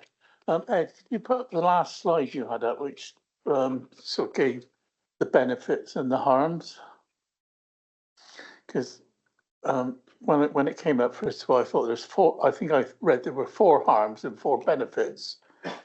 So for us around the table to make a decision on benefits or harm, you're saying you think the benefits outweigh the harms. That's only your opinion. Would you have a 60-40 split, or is it 50-50, or is it 70-30? You know, because I think we need a bit of guidance around the table. And you can go through each one if you want. Thank you, Councillor Ham. Yes, I don't think it's a numerical exercise in the way that you perhaps suggest. And as Councillor Kay pointed out earlier as well, everyone's entitled to come to their own view on the level of weight that they wish to attach to the various harms and benefits. Obviously, you've got to have your own reasons for that. In terms of the officer assessment, what I've given you there is a sort of global view for each. So in terms of benefits, we're suggesting that they're significant overall, whereas the harms are limited overall. The reasoning behind that is contained in the report in more detail. I would say that the housing one is the most significant one. The economic and biodiversity net gain ones are identified as moderate harms in the report, and the open space as limited. And that's on the basis of the open space just meeting requirements, really. The harms assessed as being limited because while it is on the outside of the settlement limits, it doesn't, in this instance, lead to any significant landscape impacts, and that's obviously listed there in the landscape. You know, there is a little bit of landscape harm, but it's not a significant degradation, and that's the policy test in policy DP4 in the local plan. Is there a significant degradation? Is it compatible with the landscape features that are identified in the landscape character assessment? And in this case, we're also dealing with a special landscape feature, the Glastonbury Tor, and again, it was assessed as being compatible with that. So what we've said is that's a low level of harm. Heritage, I mean, it's the landscape and the heritage harms here sort of do overlap because we're talking about the heritage angle, but also a landscape issue. So the Glastonbury Tor landscape is not itself a heritage asset. It's just St Michael's Church on the top of Glastonbury Tor, which is your heritage asset, grade 1 listed building and a scheduled monument. But there's very little harm.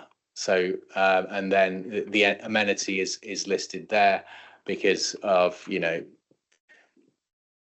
we've got some back-to-back issues, essentially. We're outside the sort of minimum standards, so that there's greater distances than the minimum we would expect nationally, but again, it's identified as a low level of harm.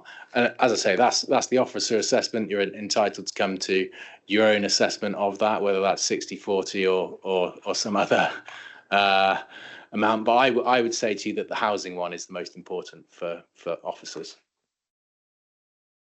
Okay, thank you, Ed. Dawn, you'd like to come in?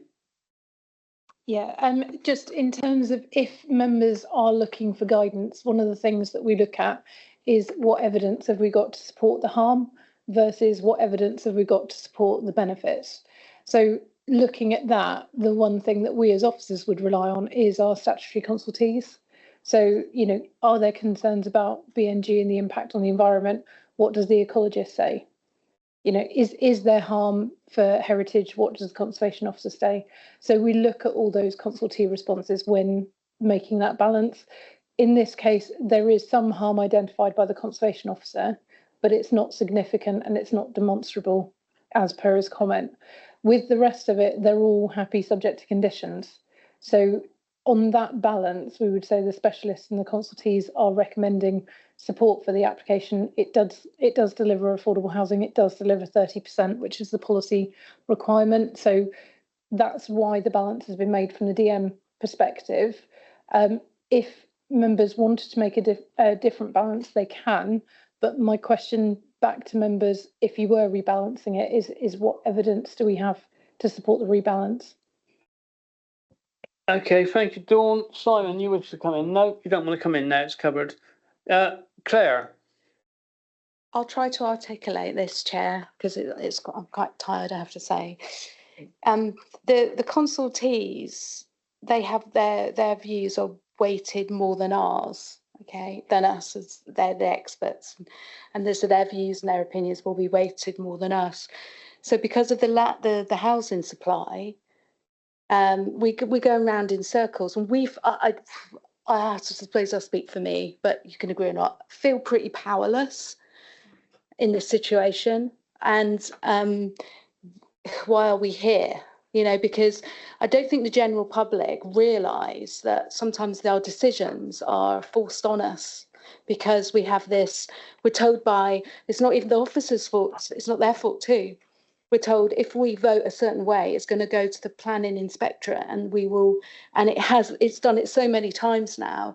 And this has already happened during this session already, which baffled our public, because they said for 2 hours, you had a view and you had a view, you had a view, but at the end of it, and because it's the elephant in the room. So the consultees, just by what they say, is evidence. Just by what they say. So even when a consultee says, I'm giving standard advice, and that advice is, standard advice, put in with no information about the standard advice or anything else, that's it. So it feels like we're powerless here, really. And I think it just needs to be said. And the general public need to know that we keep having to support officers, and officers keep having to go in a certain direction because of the house supply issue. Is there anything we can do? Because I think we're letting down our communities with some of these decisions. Is there anything we can do? Thanks, Claire. Think of a way forward. Ros. I fully share and understand Claire's frustration because of the housing supply. But what we can do as a committee, and this is where I feel frustrated, is that we can mitigate the impact of various things. We can make suggestions to improve on what we have. We can get developers to think about really sustainability, getting the active paths. So, for instance, when I talk about let's make sure that we reduce the lighting impact of this estate, let's have it a dark skies because it's so near to the Tor. And I get, well, we'll get bat lights in and we'll do this and that. Well, I'm delighted for the bats, but there is a bigger issue. And I think the frustration of this committee maybe is not so much that we are not only constrained by the housing supply, but we don't seem to have the ability to get things negotiated in advance. So, for instance, why did a planning application come to us without the planning inspector's requirement for a connecting path to the core of the community? It's those things. And I know this is a broader issue than this planning application, but that's a way I think we need to think about it. It's not that the housing supply numbers totally tie our hands, is that we need to make the very best of the situation we're in. And that means getting the conditions, empowering the planning officers to do more forward thinking and discussions to mitigate things, whether it's about highways advice in advance or anything else, rather than necessarily hanging in there and just refusing because we feel so frustrated. I'm sorry, Claire, but you're right about we're feeling frustrated, but let's make the best of what we can do. I think seeing the glass half full is great, and I like what you're saying, but I think the reality is what the comment you've already made about this being mission creep.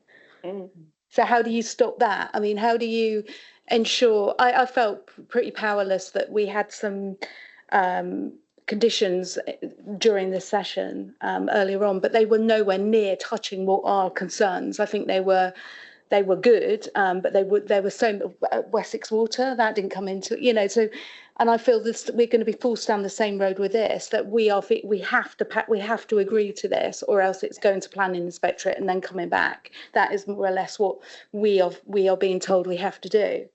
That's how I feel. And yes, you're right, Councillor Wyke's right. Let's make the best of it, but that's no consolation for a bad planning application that the community doesn't need and has a future consequence.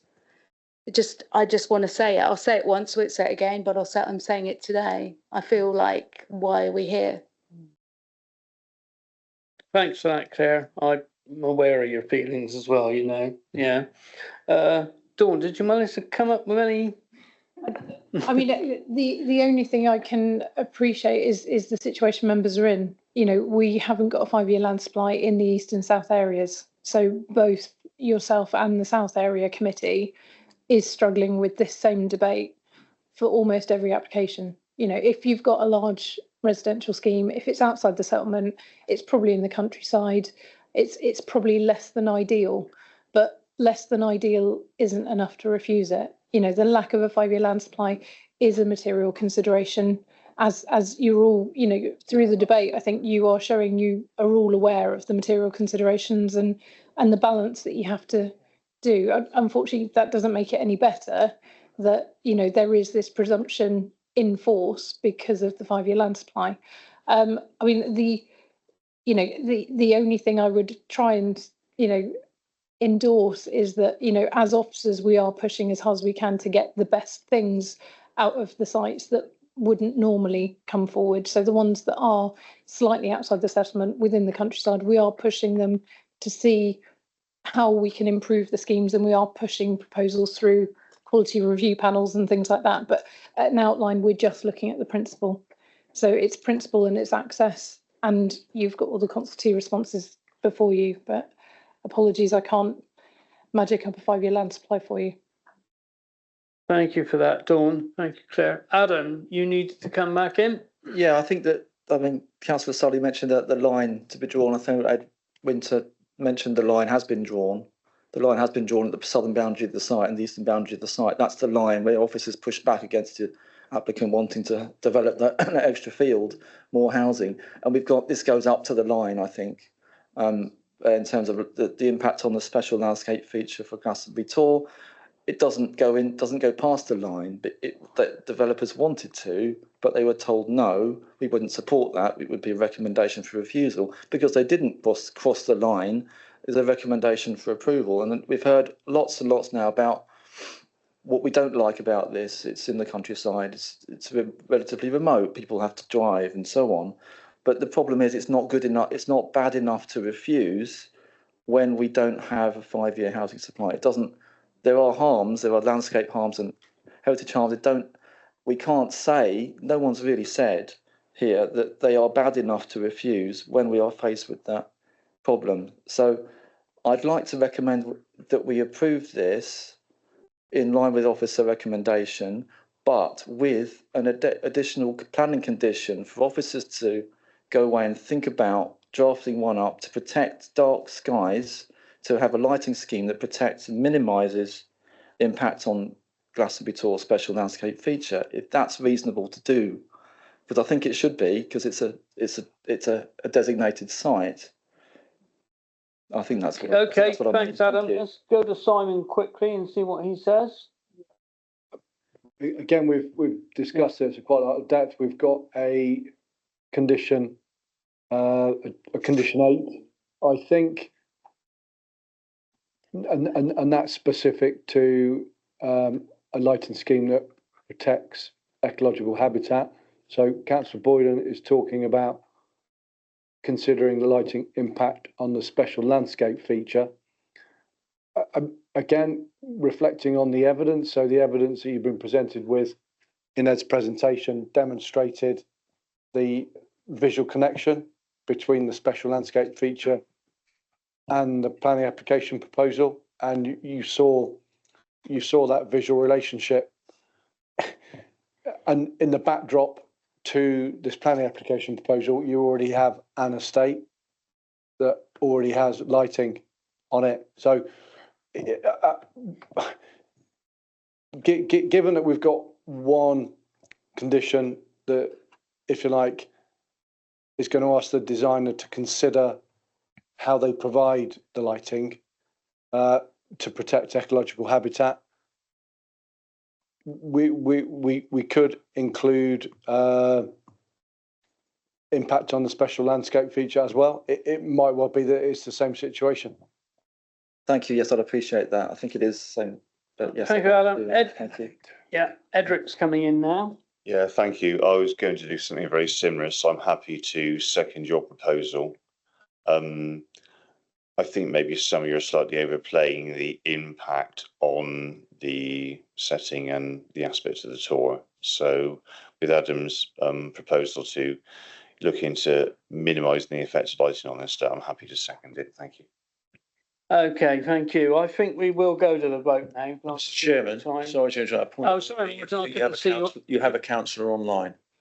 Sorry, I have had my hand up for quite a long time. I don't know if I'm able to speak, please, Chair. Unfortunately, you can't speak, I don't believe. You're not down to speak. And Councillor Ham is taking your place. So I'm not allowed to speak if I'm online because I haven't requested beforehand in advance. Yeah, if I could come in. Yeah. At the start of the meeting, we were told that Councillor Philip Ham was representing Councillor Hart. And that being the case, whilst Councillor Hart can log in and listen to the meeting, she can't speak. She's appointed a substitute for her. Nothing to do with giving notice to speak or anything like that. Thank you. So there Okay, you are. thank you. Suzanne. Thank you. Okay, so now we've gone there. We will go to the Martin D. No, Martin L. Sorry. Well, so far as it's already been mentioned by a committee member, can we throw in at this point the things like solar panels and heat pumps and all that stuff? Just because it's not in the paperwork. Plus the dark skies element. Thank you. There is a condition for a sustainability statement for the approval of reserved matters, so we're happy that's covered through that condition. Okay, so we're there. So now, Martin D, did you want to speak? Oh, I was just standing up for a fellow councillor in this chamber. Oh, not in this chamber. Not in this chamber. Right, thank you. Okay, we will. Oh, Helen. It's a procedural thing, is that if this falls and I were to put, for example, a counter proposal that we refused the application, I would presumably have to list all the reasons that the harms that I didn't feel were sufficiently overcome the 5-year housing supply. And then if it went to appeal, the inspector would then have to refute all those suggestions about heritage harm outside development limits, landscape harm, drainage concerns, car dependent estate and extra carbon emissions. All of those things would have to be disproved. But this is all theoretical. So if this falls, I would like to put forward a counter proposal. Thank you. Okay, you don't need an answer on that. Let's go for the vote. So we've got Adam has proposed that we go with officer recommendation, and Edric has second. So all those in favour? But with the extra condition on lighting. With the additional conditions.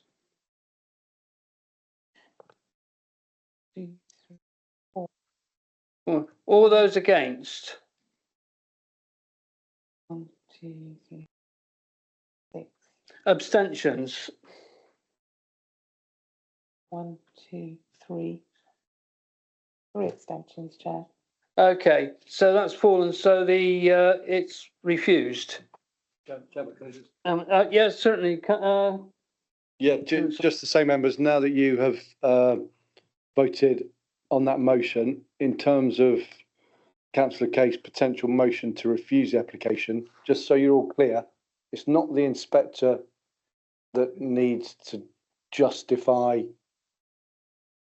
the impacts that, as a council, you might think are unacceptable. It is for the council to demonstrate why those impacts are unacceptable.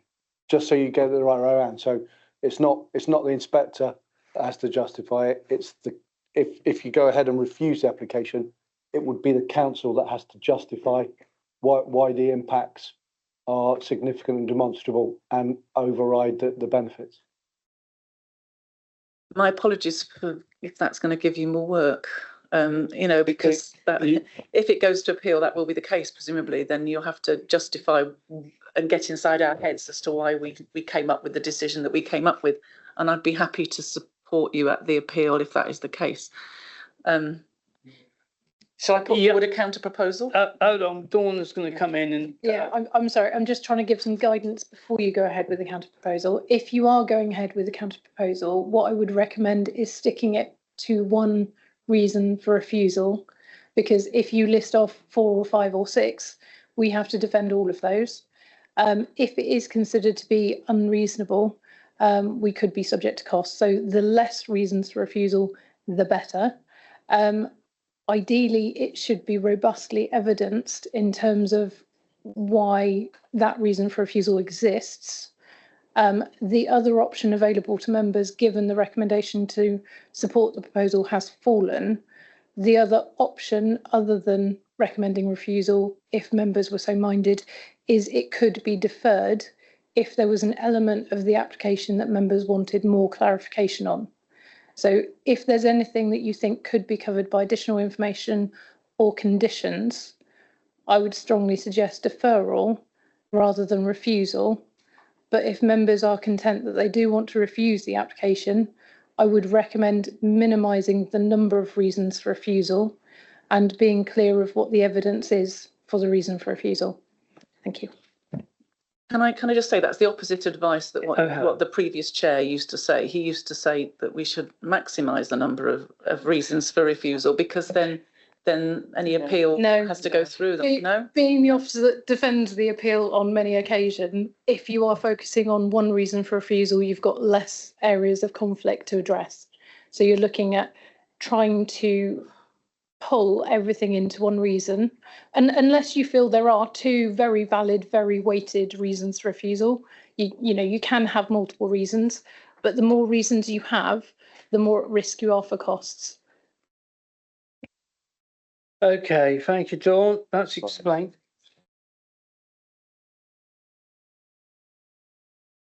Okay. Right, let's see what she says. Yeah. Yes, let's see what she says. Yeah. So I can see 5 main reasons, which I could maybe narrow down to 3, but that means we need a bit. I need to hear some of the other people that refused the other previous motion might want to say what they think are the most important ones.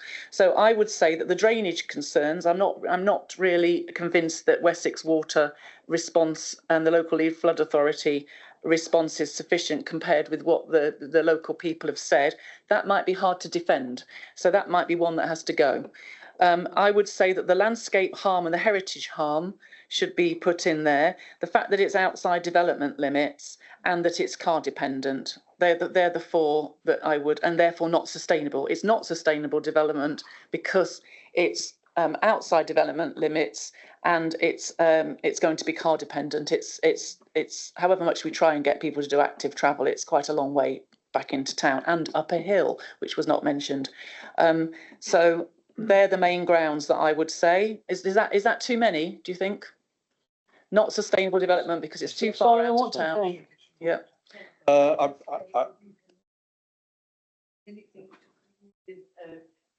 Where we have had authorities in and said something because they know their job and we are the councillors.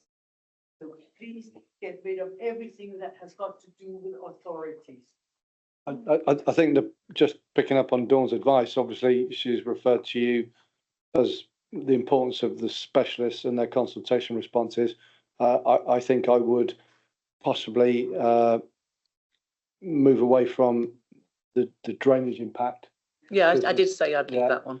I think in terms of impact on the special landscape feature, obviously that's the one that is in the balance. So that's one that it would, if you are going to recommend the application should be refused, that would be one that you should consider. In terms of it not being a sustainable location, again, Ed has set out the travel time in terms of as a pedestrian and cycle to the key facilities. And again, I don't want to repeat what he said, but again, as a matter of fact, this is directly adjacent to existing housing that a previous inspector felt was acceptable in terms of its sustainability credentials from a location point of view. So that one would probably be one that I would also suggest that you think very, very carefully about. I could put in the fact that it's outside development limits.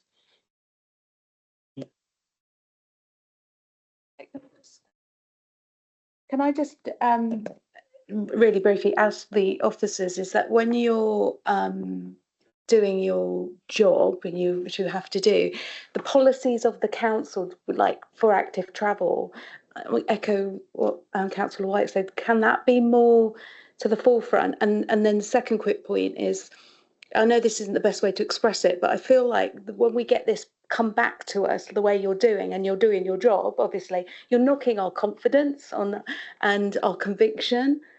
And I just think I just witnessed they were being pulled down, like Helen's one by one. I don't mind. I think But what are we left with? We've got to be realistic. But I feel like we're not left with anything. We have got two things. We've got two reasons. Thank you though. Thank you for the support. But I think we've got two reasons, because now we've refused it. We have to give the officers something, and I'm taking advice from the officers as to the best things to put in, which I'm thankful, I'm grateful for. And if it's impact on the special landscape feature and the fact that it's outside development limits, those two, if that's sufficient, well, I'd like to stick the outside the development limits thing in as well. Yeah. We have a local plan. Where am I getting this one? Turn yours on. Thank you. We have a local plan. We have a local plan, and the plan was very specific about the area around what is not a special but a unique site in terms of Glastonbury, and I think that is something which we need to recognise. And we have a local plan, and this is outside it, and it's outside it for good reason.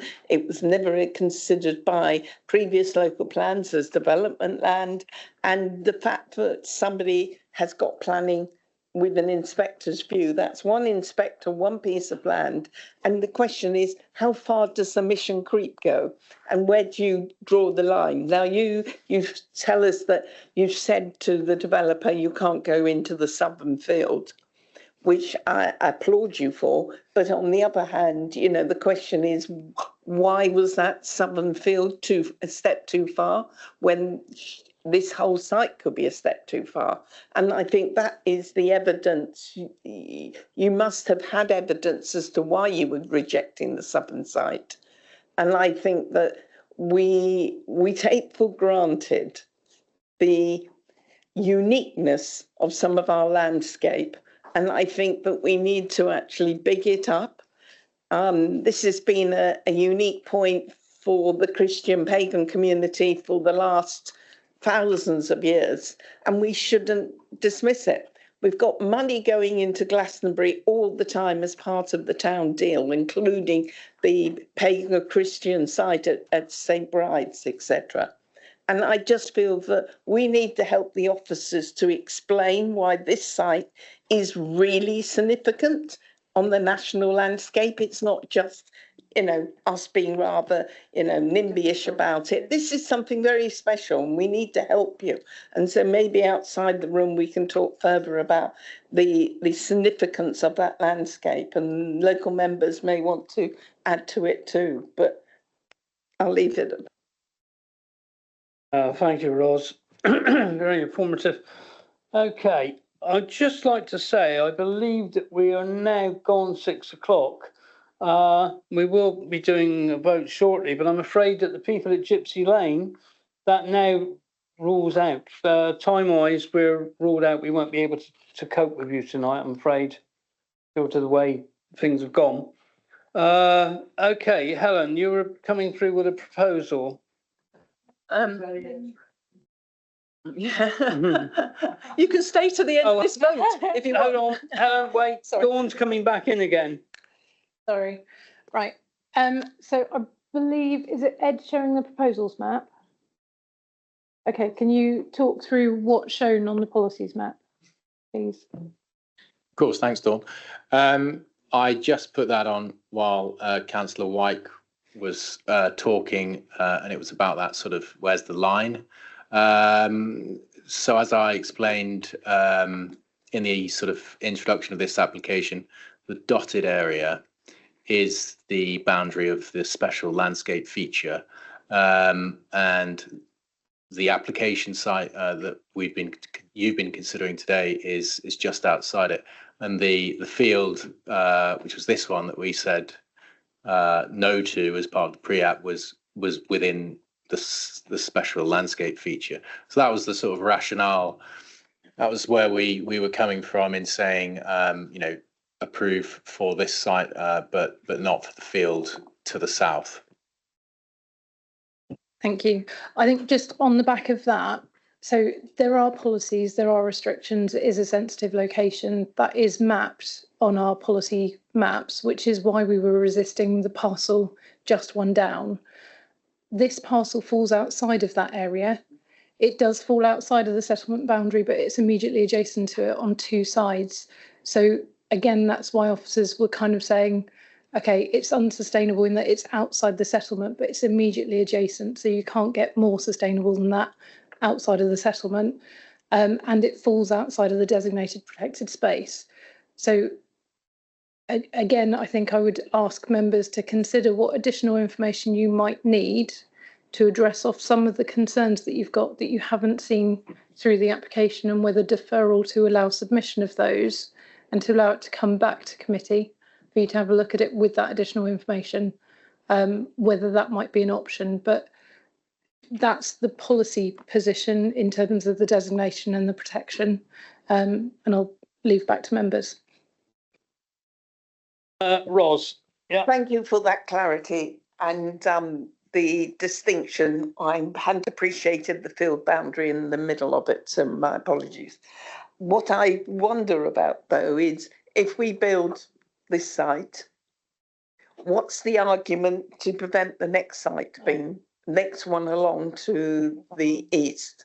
Just keeps going. I just really trying to understand. Appreciate this one's adjoining the boundary. The next one will be adjoining another building site, and I'm just trying to understand where we go on this, because we can't ignore the fact we did have a boundary, development boundary, and we can't ignore the fact that we're under pressure to produce housing. And I'm just wondering how many other fields adjacent to boundaries are we going to be required to build? And I think Ed probably can put me in the right position on this one. Okay, Ed. Thank you, Chair. Just the point to make, we don't have any sort of policy designation that bookends the field to the east, but in the Conservation Officer's comments, she did say as much as that she expressed concerns in general about development in this area and its effect on the special landscape feature. And the effect of her comments were, you know, this field, some limited harm, but reading into them, or you don't even have to read into them, you just need to read what they say, and she expresses concern. So it's not black and white, if you like, but that's been recognised in her comments. Right, thank you, Ed. Helen. So at the moment, my proposal is that we were going to recommend refusal on the grounds of the impact on the special landscape feature that has of Glastonbury Tor, which has national significance, and the surrounding area. And I just don't, if I could just ask, I don't know if I'm allowed to do this, Nick, for a show of hands as to how many people who might support me think that we should stick in something about this being outside the settlement limit and therefore representing sort of mission creep. Does anyone else think that we should stick that in? Yeah, before we go there, I think Simon wants to have a word. Thank you, Councillor Craig. Apologies. It's the impact on the setting of the special landscape feature that you're finding harmful, and presumably you'll find it significantly demonstrably harmful. Okay, That's fine. does that help you? I'm happy to take officer support assistance with the wording on that. But I don't want this to fall because I put in the settlement limit thing. So I don't know if any of the other people that refused the last one have anything they want to say. Yes, Bente. That we cannot use it because we've already allowed something to go in outside with the existing what do you call it? So we can't keep on going against something we have already allowed. This here is a new thing in a new field, and we can do something about that. But we cannot say, oh yeah, but we want this here now, because although we agreed to that some years ago, now we changed our mind. We can't. My understanding is we haven't actually, this is an outline application. We haven't ever agreed to build anything on this field before, and it is outside the settlement limit. I think what Councillor Height's trying to say is that the Elan Homes development, which is neighbouring, that was outside of the settlement limit, and the council refused it, and the council lost when it went to appeal. So the inspector granted plan permission, notwithstanding the fact it was outside of the settlement limit. Okay, Ros.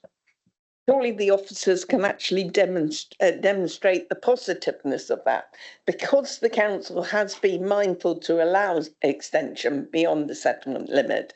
That is indication that we're not anti the housing, but it's about how far do we go, and this is a step too far. And turn a negative into a positive. I'm sure you're very adroit at doing that in appeals, but I think we shouldn't handcuff ourselves by historic conditions, because we always are told that one doesn't create a precedent for another. Okay, I'd like to add that in then, and that it's outside the settlement limit. Hold on, just looking at the time, it's 6:10. I'm going to have to suspend. Can I have a second and then we can do it? Yeah. Okay, if you're very quick. Yeah.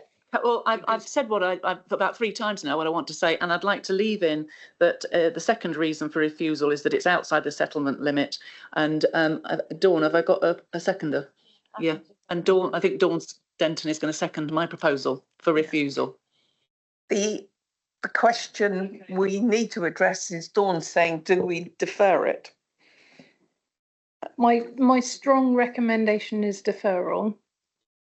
Why? There's nothing it's going to come back on. In terms of harm, which is what we would need to demonstrate in the event of an appeal, we do not have any information from any specialist to confirm that there is significant adverse harm as a result of the impact on the setting of the heritage asset. We can have a look, we can consult with conservation, raise the concerns that members have raised through committee with the specialists, and see if we can get a detailed comment on that aspect if it's deferred. But if it's refused, we will then be having to find the best point of evidence we can to try and defend the reason.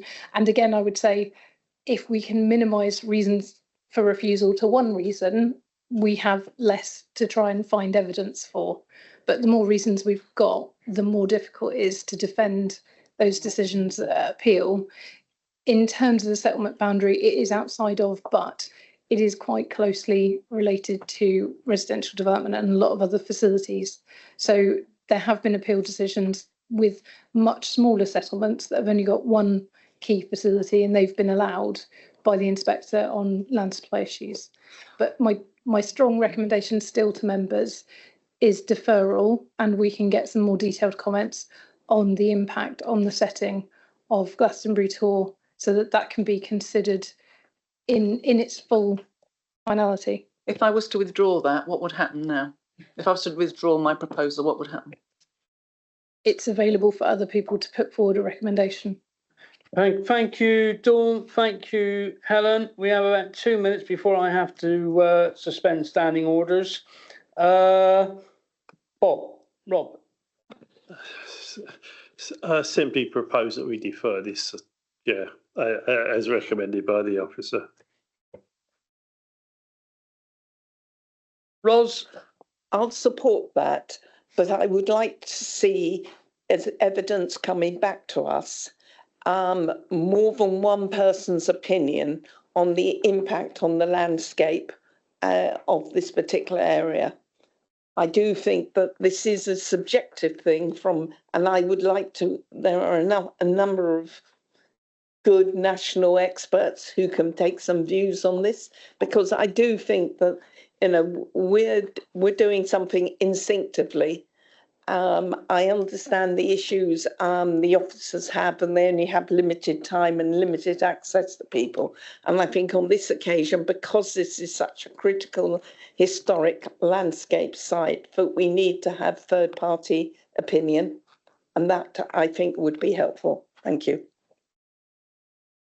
Okay, thank you. Let's vote because I can just about get it in.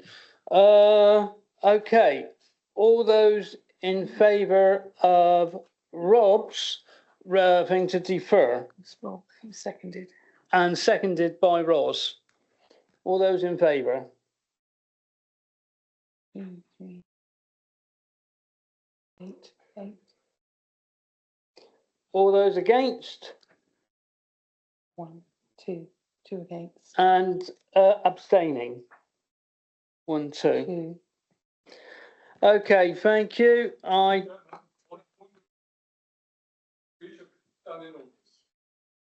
a vote. Vote was decided.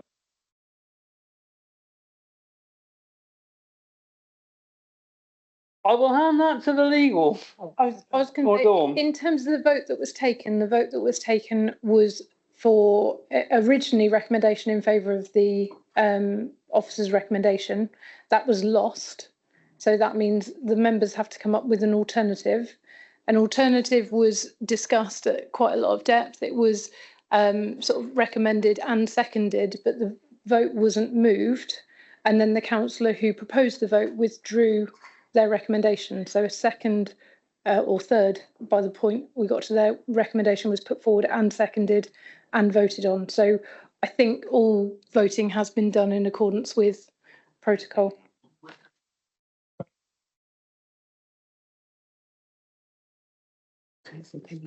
You're welcome to your opinion, Dave.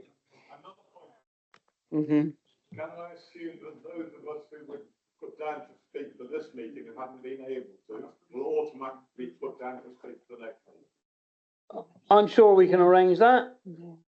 I think they have to Yeah. apply. No, they have to apply. Okay. It's not an adjourned meeting, but it's a new meeting. You'll have to apply. Oh, so it will be a new meeting.